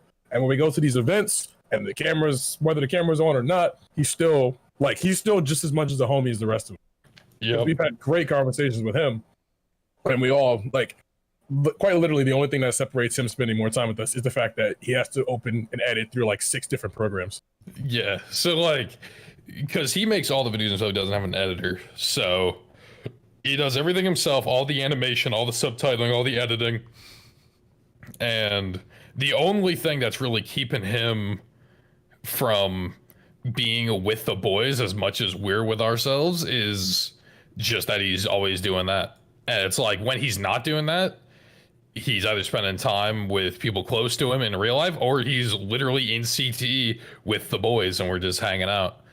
And like, so I think that's, I've said it multiple times, and just reinforcing, I truly believe that like a really big reason why this kind of group of friends and everything is so good is because of how much of a group of friends we are, bro. We might be gay for each other. You don't even know. Like straight up, like you don't know, bro. It's crazy out here. One thing I wanted to ask really quick, what the hell does CTE actually mean? Wouldn't you like to know? It means whatever you want to mean, bro. If you want the actual story, Battlefield 4 and Battlefield 1 had a their version of the technical test server, you know, that Siege has. And it was back in 2014, 2015 called the Community Test Environment. And basically what it was Battlefield 4 was in a sorry state. It was so bad. It was absolutely terrible. It didn't have any good shit. It was broken. It was an absolute buggy, unoptimized mess. And what DICE LA did is they set up this community test environment where people could play new updates and fix the game. And they turned that whole game around and became more popular. And it was an awesome comeback. And essentially what had happened was in Discord, Badger had set up a channel called CTE where they were just playing the CTE. And we just kind of always stuck with that name for years. And a while back, we were trying to think of a name for our team. And people were thinking like Meal Team 6 and we're like, we were thinking about it, but we're like, like not everyone's such thick lads as ourselves. And I think it was me or somebody else who proposed it. And I was like, why not just CTE? Because it's where we all spend our days. And it's like, it's literally, so CTE, the team, is based off the CTE voice channel that we're always in. And I think it's very representative of just like, Team CTE is just the boys. That's just everybody who's just hanging out, having a good time. So it's not even really a team. It's more like CTE is like a place. It's just like it's a way of mind if you want to be into that bullshit. But I don't know. It's CTE. It stands for the Community Test Environment. It's not related to anything at all. We're literally just called CTE because of that channel, and it's not really even an acronym for what we do. And it's just yeah. It's just kind of its own joke. Basically. It's kind of its own joke, yeah. And then it really represents good stuff because everyone's in CTE, and CTE in the Discord is where everyone hangs out. So the team CTE, if you're in CTE, you're in this kind of community of just chill, hanging out, having a good time, being with the boys. That's kind of the shit. I'm sure if you guys all lived in like one of those like content creator houses sort of deal, the fucking environment there would be just absolutely nuts. Yeah, that's why we never want to do it. Nope. Some people have proposed it. Those people will remain unnamed, but some people have proposed the idea of doing like a content creator house and stuff. And I was like, you guys can do that if you want, but I'm not leaving the farm. Fuck you. It was very much like I'd say growing up in the middle of nowhere and always kind of like, I have no neighbors. I literally live out in the middle of nowhere. The only thing near me are trees and cornfields and the animals that run through and stuff. Because it's not even a family house. It's more of a family like homestead. Yeah, it's a family farm. So, and like that's another big thing is that I really am a big fan of nature and the outdoors and shit. Because like there are multiple times where I've streamed and I've just looked out my window and I'll see like 5 deer just walking around and I'll take a picture of them or something. Or like, and I used to hunt when I was younger, but I don't anymore. And yeah, so like people have proposed the idea of content houses. I was like, fuck no, I'm not doing that. But if you guys want to do that, you can go for it. But I prefer to kind of be in my forested bubble of just kind of in the middle of nowhere. Yeah. Oh man. So yeah, you guys basically just hang out, do bullshit. Yep. Same as any other group of friends. Yeah. And that's why when you first hit us up about like talking about content creation and stuff, I was a bit hesitant because it's like, well, talk about your time as a streamer. And it's like, we don't do like anything like super crazy. We literally like, we hang out, we cook. Like Heavenly and I are really big into cooking. Yeah. So we talk about cooking a lot. And we just talk about shit that we're into. And then a certain time comes, I'm like, all right, let's stream. We stream where we just hit a button and then we just talk and just hang out. And then once the stream ends, we go into CD and we talk and hang out. Like, we literally don't do anything super special, but I think that's kind of the big thing. Because another thing is that, like, a part of my stream, and someone into Heavenly stream, but I think he's a bit more high rate than I am, is like, our streams have like super low production value. It's like $5. Like, the production value of my streams was the hard drive space to install OBS. Like, it's literally our production values, and that's nothing against people who have tons of overlays and effects and showing their streams, but I think the big thing is, as long as you have the basics down, as long as you don't need all the effects and camera zooms and different sound effects and crazy stuff if you're just funny and you can just kind of hang on your own. Dude, my chat says something weird. Zoom in, zoom in, zoom in, zoom in, zoom in. Yeah, and it's like, I get it, bro. It's like streamers nowadays, when they hit a button and then the camera just zooms in on their face as close as it can get. That's like the equivalent of back in 2015 when dudes and girls were like receding their head like into their neck to like get like the triple chin. It's either that or it's like the Big Bang Theory laugh track. If you zoom on your camera, you just expect everyone to just go wild. And it's like, shut up. I don't care. Like, I don't give a shit. So yeah, there was a guy that I actually still follow him on Twitch. He's just, all he does is he sits there on this, on this like stool he's got in the middle of his room. And the only real upgrade he did to his streams, as far as I can tell, is he just like, instead of going from one of those cheap little like webcams, got a better stool. Yeah, he doesn't use the webcam you can just mount to the top of your monitor. He actually went and got like an SLR camera to set that up. And I'm like, all right. I mean, at least you come in a little more clear, but you're still just sitting there. You're just chatting with people who are just kind of casually hanging out. That's it. Yeah. Really, just fine, because you can still. I guess it's one way to make friends. In a way, if you're hanging around enough. But in the end, all you're doing is you're just finding a way to relax and just enjoy your time.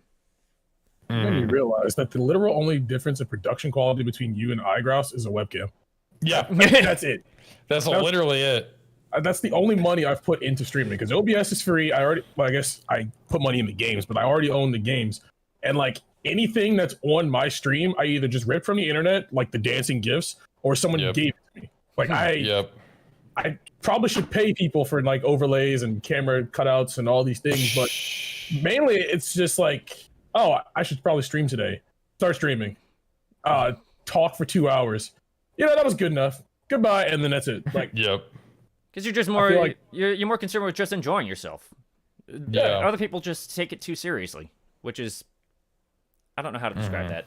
Depressing, maybe? I don't know. I think they just have different priorities. Fair enough. I think, or they're just looking for different stuff. But like, yeah, like I own a webcam, I just don't use it, and then it's really kind of whatever. And you also change your alert sounds. I've had the same ones since like 2017 when I started, which is also funny because whenever someone subscribes, there's an image that says real shit, and I forgot that was the thing. I streamed for like 2 years, and I looked at one of my VODs where I saw someone subscribe. I'm like, oh yeah, I totally forgot that came up. So yeah, it's I stopped doing it because I got late. Yeah, honestly. So we're just kind of hanging out and low production value, doing the thing. The only good bit I've ever done with a webcam is when I was doing the charity stream and I had the whole screen be the webcam and then I put the gameplay on my forehead. And then I got like a 4K, I think, or like an ace while it was just on my forehead. That shit was hilarious. That just makes me think of that one scene of Ed, and Eddie. Ed is trying to watch some like big name horror movie on Rolf's little TV. Huge device, only like a 4-inch screen. Yeah. That was me back in the day with my Nintendo. Honestly. I had to sit in front of mine, one of those like really big old like cathode monitors hooked up to the Nintendo. Those are some old ass days. I had one of those those old ass TVs where it was like a huge big screen TV, but it wasn't a flat screen. It had the whole junk in the trunk, and it had the three like it had like the three circles inside of it that shined red, green, and blue light onto the screen, and then like it would fucking create the image. It was such a bad TV. It used AV cables. Fucking. Oh man, what a time. Yeah, you pause a video from a VCR, you just leave it paused there long enough, the image just gets burned into the screen. Yep. And to this day, still, it's just like, I'm constantly. My mother's like, "Hey, be careful, you might burn that image into your monitor," and it's like, yeah, 20 years ago. And so it's a whole thing, but.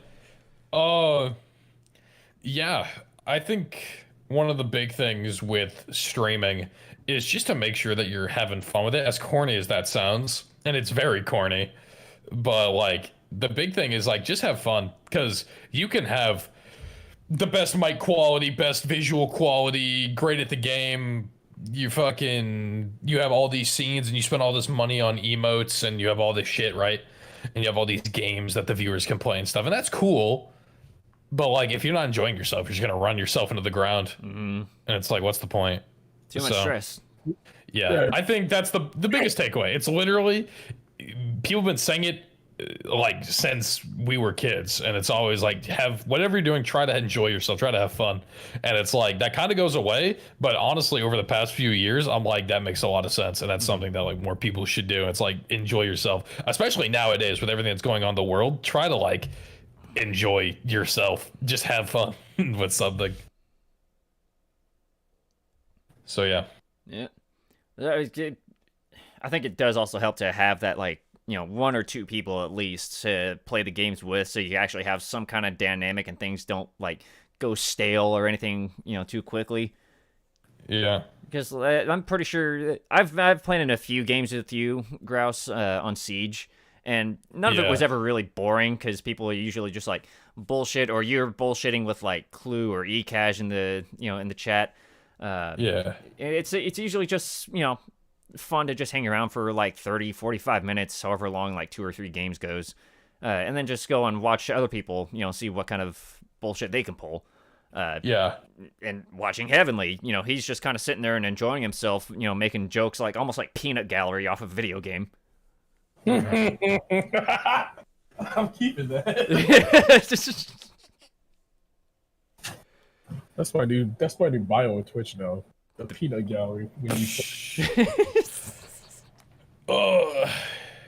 But yeah, that basically answers a question I was gonna ask, was like, what kind of. Yes, you did, Clue. You did hear your name. That basically answers the question I was going to ask, was, what kind of general advice would you guys give to anybody who's trying to do, streams, YouTube videos, whatever it is? It sounds like the answer is just, if you're not having fun with it, you're probably not gonna, stick around with this for long. Yeah.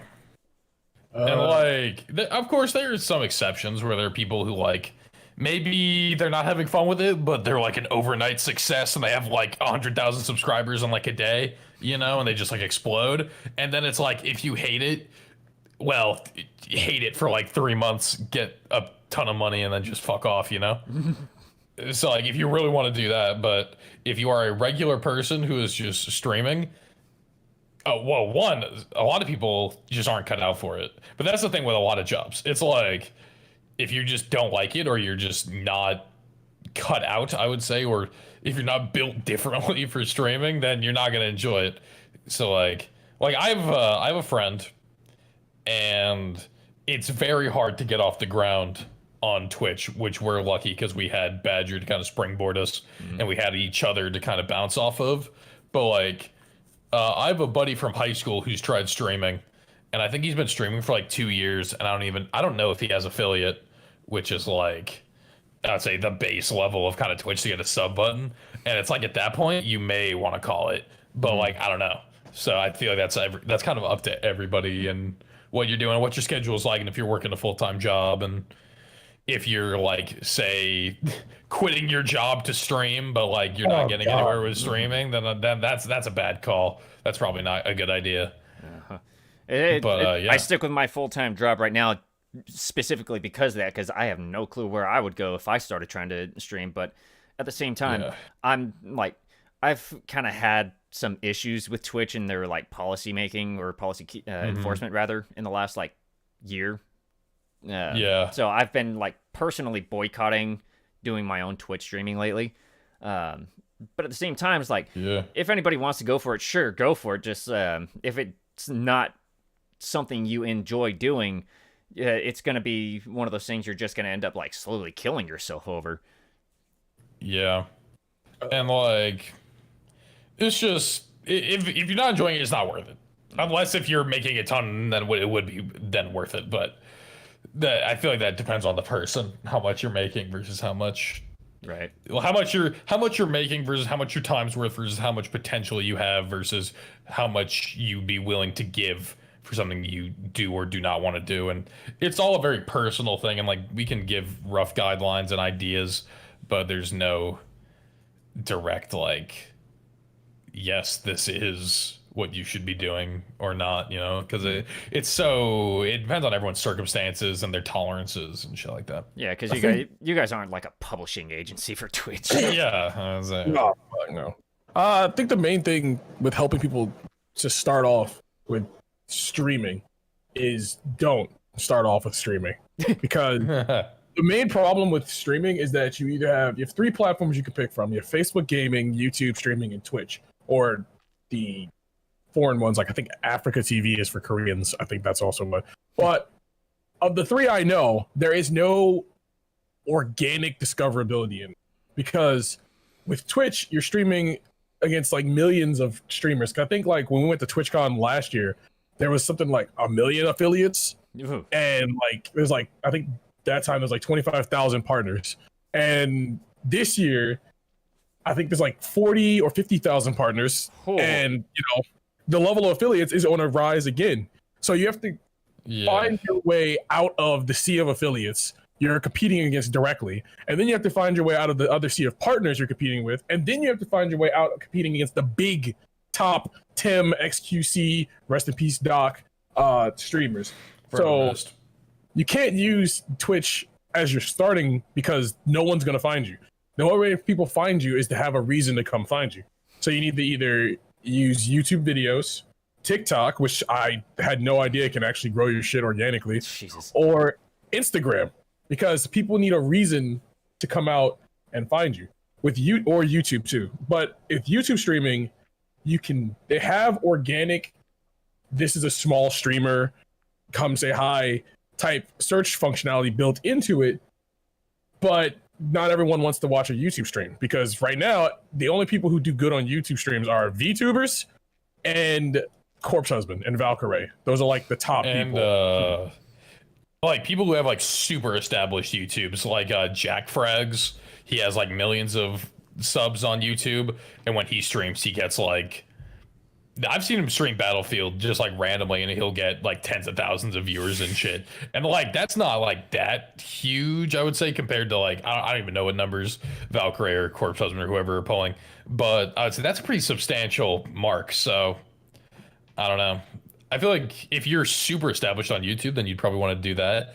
But the problem with like just streaming and making shit is that you have to find kind of your niche. Yeah. And like kind of push that, and then once you start getting to, I wouldn't say we're there yet, but I'd say we're getting there, where like you kind of just, it's like you get the snowball rolling down the hill, and it's like people know who I am, people know who Heavenly is, we can just play, and like we're not at the top of the Siege browser, but we're like a few rows down, and like, you know, that's enough.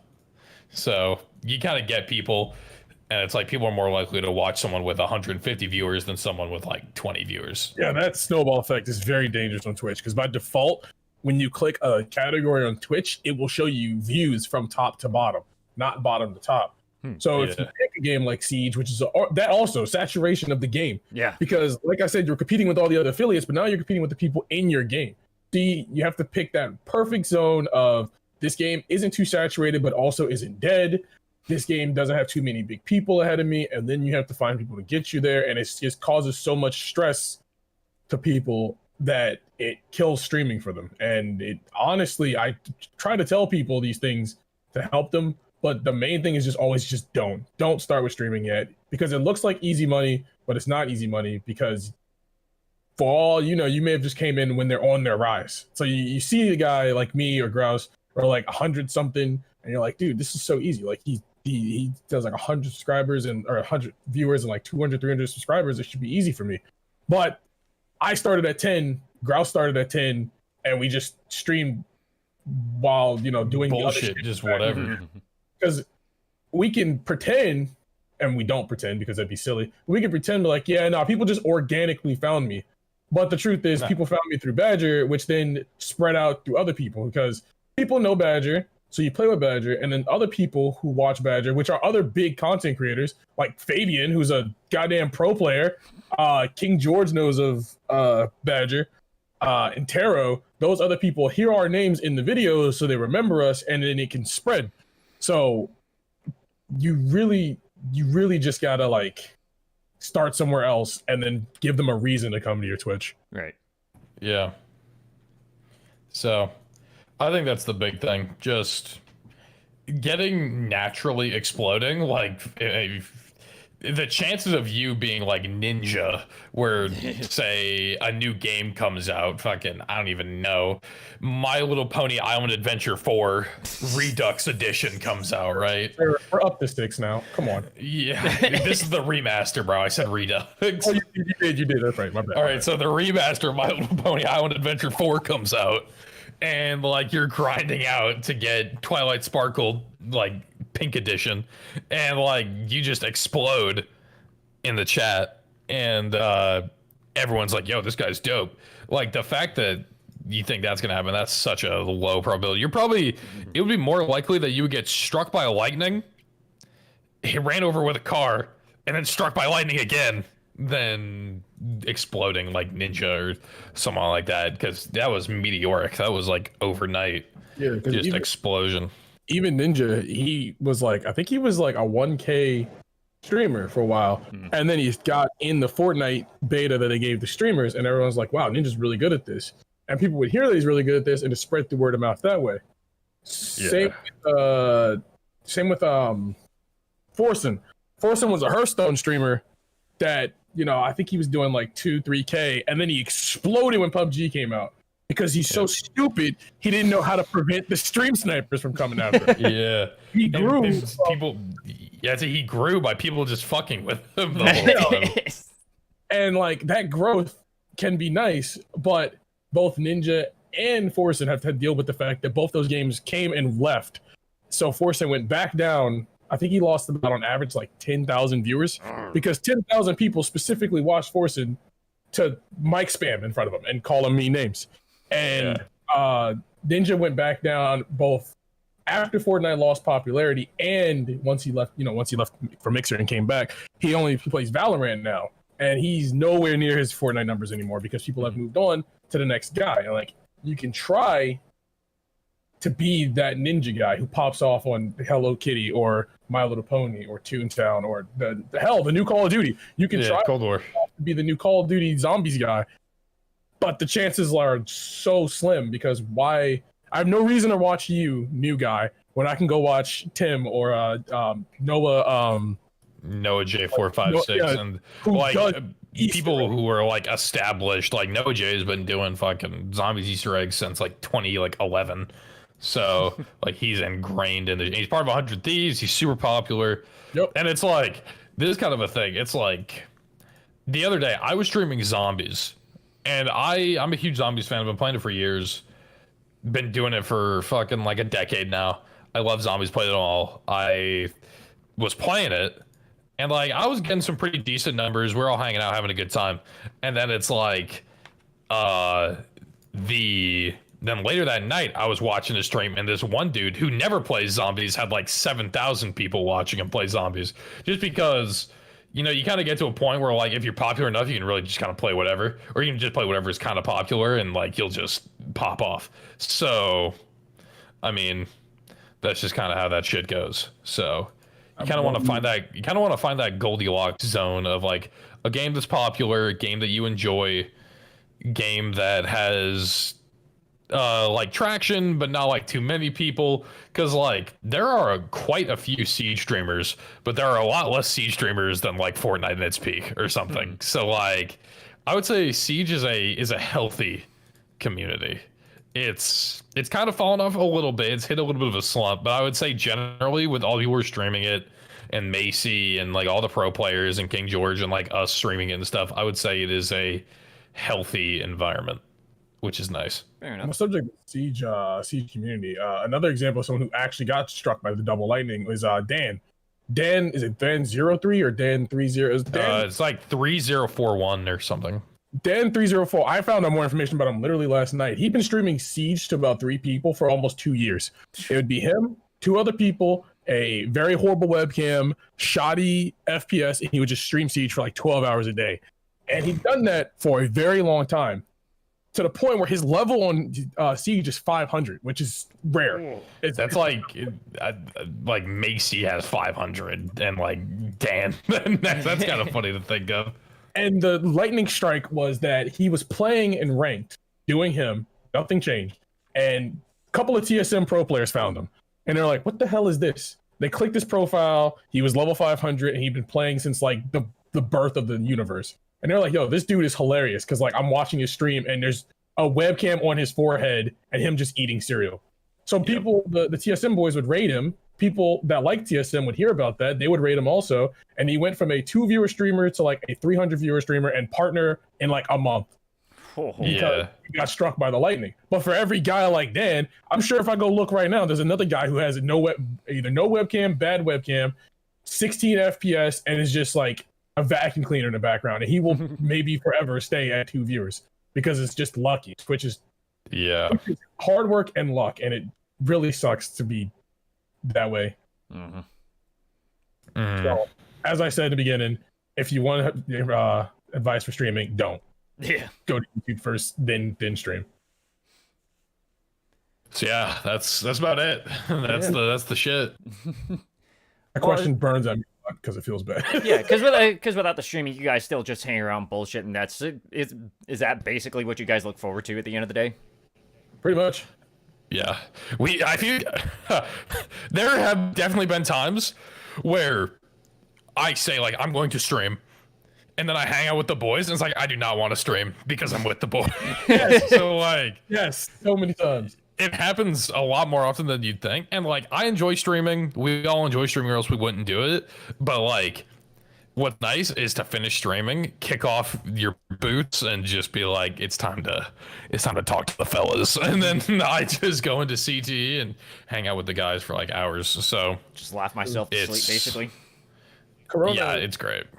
Because I kept my real life job because streaming's cool, but like it's unstable and not making enough.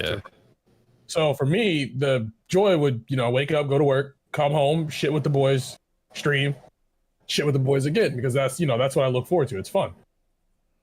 So the whole point of just being with the boys is always just what waking up is fun for.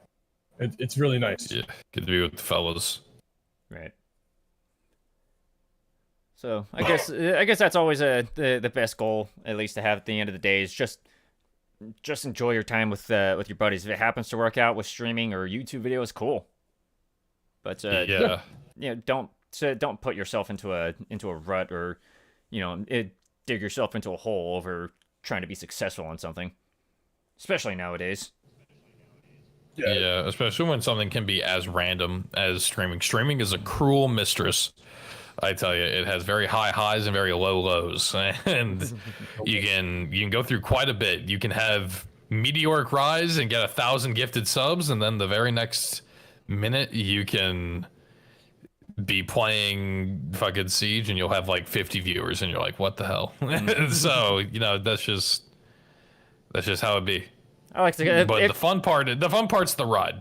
That's what you're here for. I can liken it to like the I guess I can call it like a Twitter syndrome. People will notice when they lose like a follower and lose their shit over it. Meanwhile, we got people like us over here who really just don't even care. Twitter is just kind of there just because it's, I guess, supposed to be there. Yeah, I got yelled at to make a Twitter. Same. I got harassed to make a Twitter too. By who? We both got harassed. The boys. Goose. Make one. Badger, yeah. Badger like DM'd me. He was like, "You need to make a Twitter," and I'm like, "Why?" And he's like, "Just do it, idiot. Or I'm not paying your salary." And I'm just like, "All right, fine." I was like, "Can I have my 1099 now?" What did he just want something to tag you guys in when he posts videos?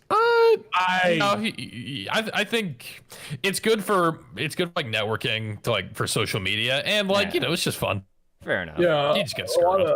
When Badger yells at us, he's not yelling at us because like fuck you. It's like a lesson in it because you can learn. Yeah.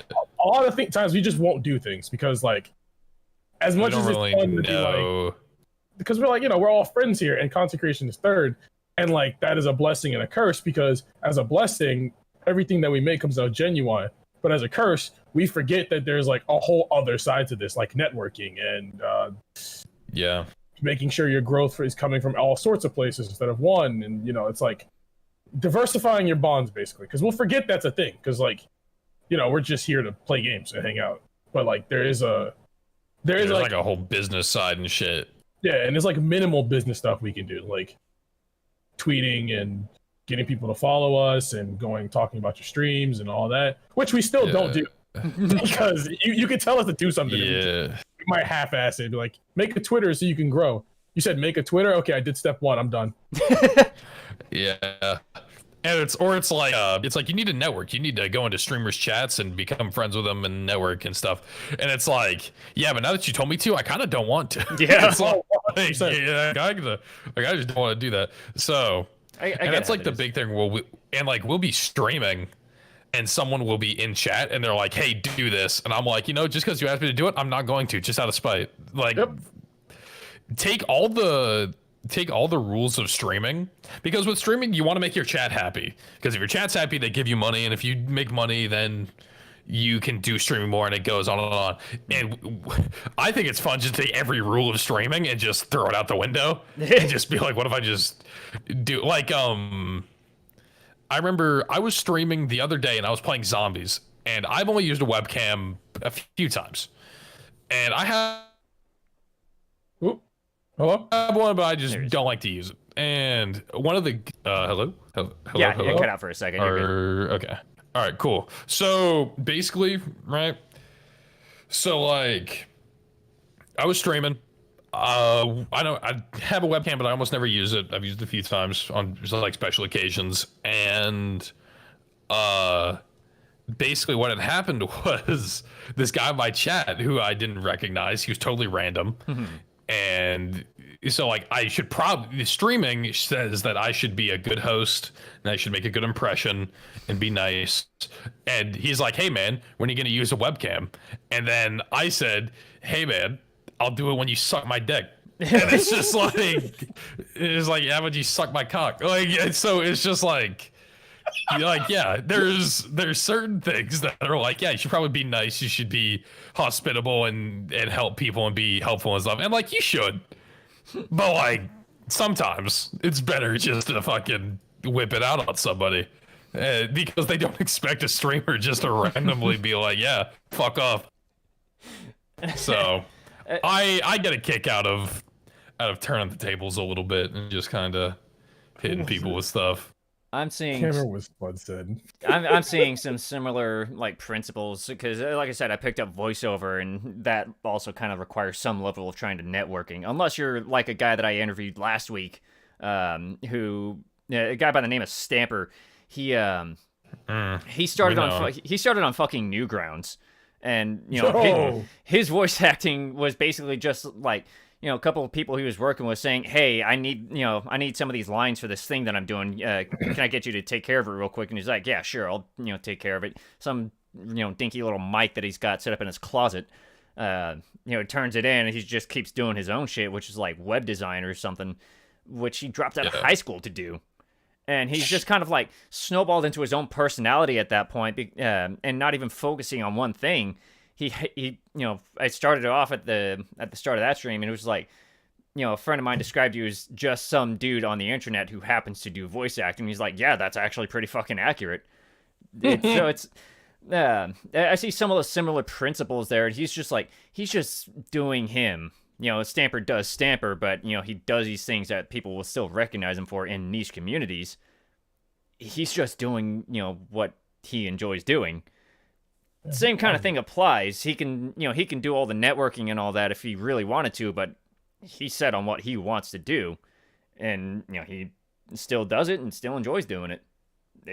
Same thing. It sounds like a lot of that still applies to Twitch. You're in it for the profession, and you happen to get good at it, or you're just there to bullshit for a while, and it happens to work. Other cases, yeah. So that, excuse me. Yeah, that's it. That kind of sets up a lot of what I wanted to try to get across. Is just, it's just something to enjoy. You don't really need to worry about being like a celebrity like Ninja making a $2 million deal on something that doesn't last more than a year. Yeah. Lucked out, didn't he? He really got the bag. Oh yeah. Fucking made off like a bandit, bro. I can't even believe it. All he had to do was just wait for someone in the higher ups to be racist, and he was able to just cut that contract and get his bread. Jesus. Is that why Mixer shut down? Mixer. That's what killed Mixer. It was a combination of low viewership and that no one giving a shit.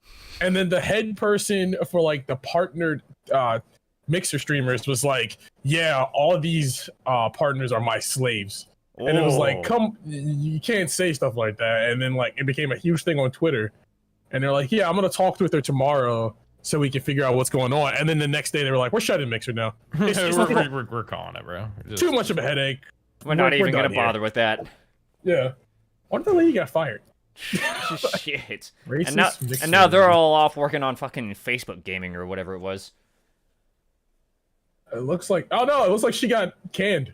Oh shit. That's good. That's good. I mean, all those people lost their income, but that's good that they got canned.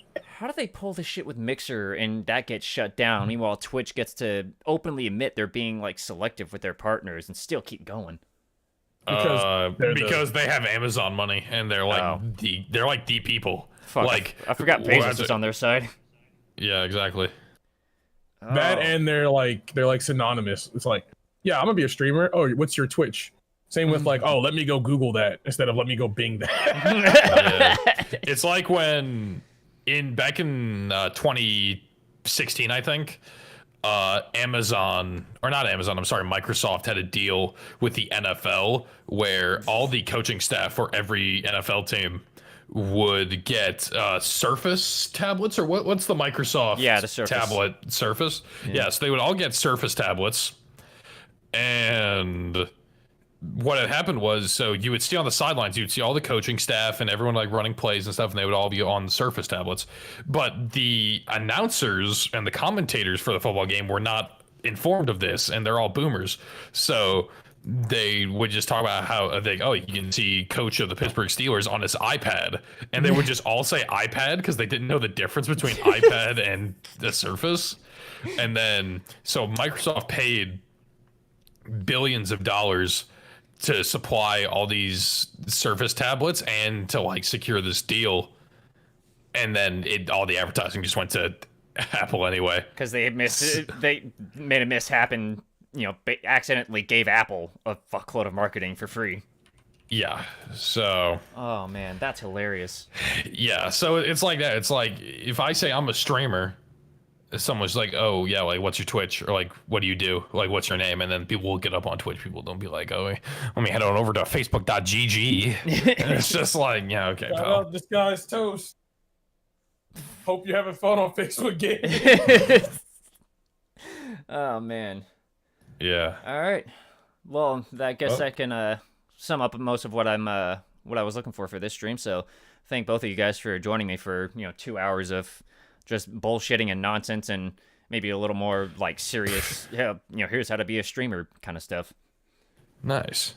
I mean, it was fun. Yeah. Yeah. Very nice. We just talk about something serious for once. Yeah, for once in our lives. I mean, this is kind of what I was expecting the stream to be like, and this is very similar to what we do. It's just we literally just sit in Discord and just talk for hours, and then it's just like, hey, you know what's crazy? What's crazy? Crabs. What's going on with that? What? And then it's just like, what is going on with That is one thing I want to ask real quick, Heavenly. Why the crab for most of your profile pictures? Because crabs are cool. They're like armored spiders. They can breathe underwater. Oh, that's great. Armored spiders. I never thought about that one before. Aquatic arachnid. Yeah. Also, I'm from Maryland, and Maryland is known for our crabs. Oh, In is fact, it now? Yeah. Yeah. Our crabs come out of the water blue. Really? Yeah. That's weird. And they're small. They're really small. Don't eat a Maryland blue crab. You know, I think you crab. I'm from California. It's basically expected that we're red crabs over here. Yeah, or we're that lucky. We don't...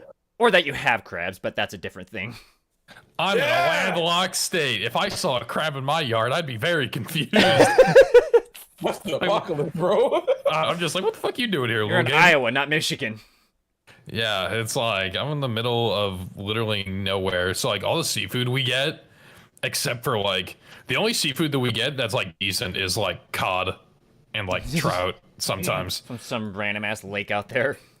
Yeah. So but yes, like we get pretty bad. Like there's no good sushi. All the sushi that you get here is like from a gas station. And like all brought in on trucks and frozen. But I will say I would wager that our beef and poultry and just like regular like livestock meat is pretty A tier. Yeah. So what we lose in seafood, we gain in other like butchered meat. Dark meats and all. So yeah, butchered meats. yeah, Actually, so like yeah. poultry, beef, turkey especially free range or like wild turkeys that you eat and get like butchered like in Iowa and stuff are so good. Mm-hmm. Deer, ooh, so Way good. bigger too. Oh, they're huge. I'll have to try it out at some point. You get like a 10-pound turkey here, and you feel like a king. But like out there, it's like, Yeah, I get you a 35. Yeah, I have a neighbor. Normally, you go to Walmart and you get like a 10-pound turkey or something, and I have a fucking neighbor who lives like 20 minutes away, and he breeds turkeys. And last Thanksgiving, we're like, hey, can I get a turkey? He was like, yeah, which one you want? And I was like, I don't know, what kind of turkey you got to spare? He's like, I got a 40-pounder if you need her. And I'm like, a 40-pound turkey? He's just like, yeah, Damn. yeah. And like, what do you want for it? He's like, oh, you can just have it. And I'm just like, what? Like a 40, like it's crazy. So, yeah, I'd say what we lose in seafood, we gain in other like livestock. So it's okay. I'm okay with that deal.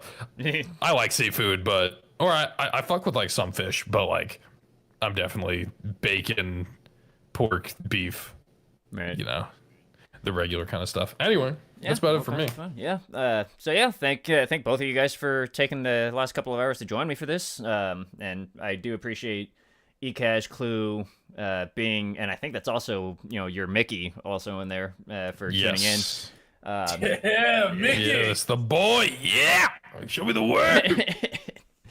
But otherwise, yeah, I appreciate everybody tuning in to listen to this because this was, just a fun kind of bullshit conversation to have with this because there's more things that I want to try to explore with like creativity, entertainment, all that kind of stuff.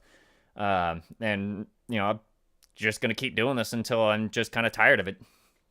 Nice. Keep going until the wheel falls off, or until you don't want to anymore, and that's just how it would be. So yeah, like I said, I do appreciate both of you for taking the time. Thank you very much. Yep. Thanks for having us.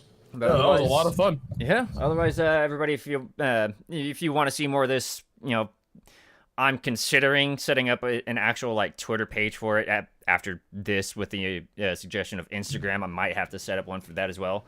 But for now, at least, I have the hashtag #GabHominem if you want to look at more of this kind of stuff. I've got my past streams that are still videos. But if you guys want to check it out, go for it. Otherwise, thank you all for joining me. Hope to see you all next time. You all have a good night.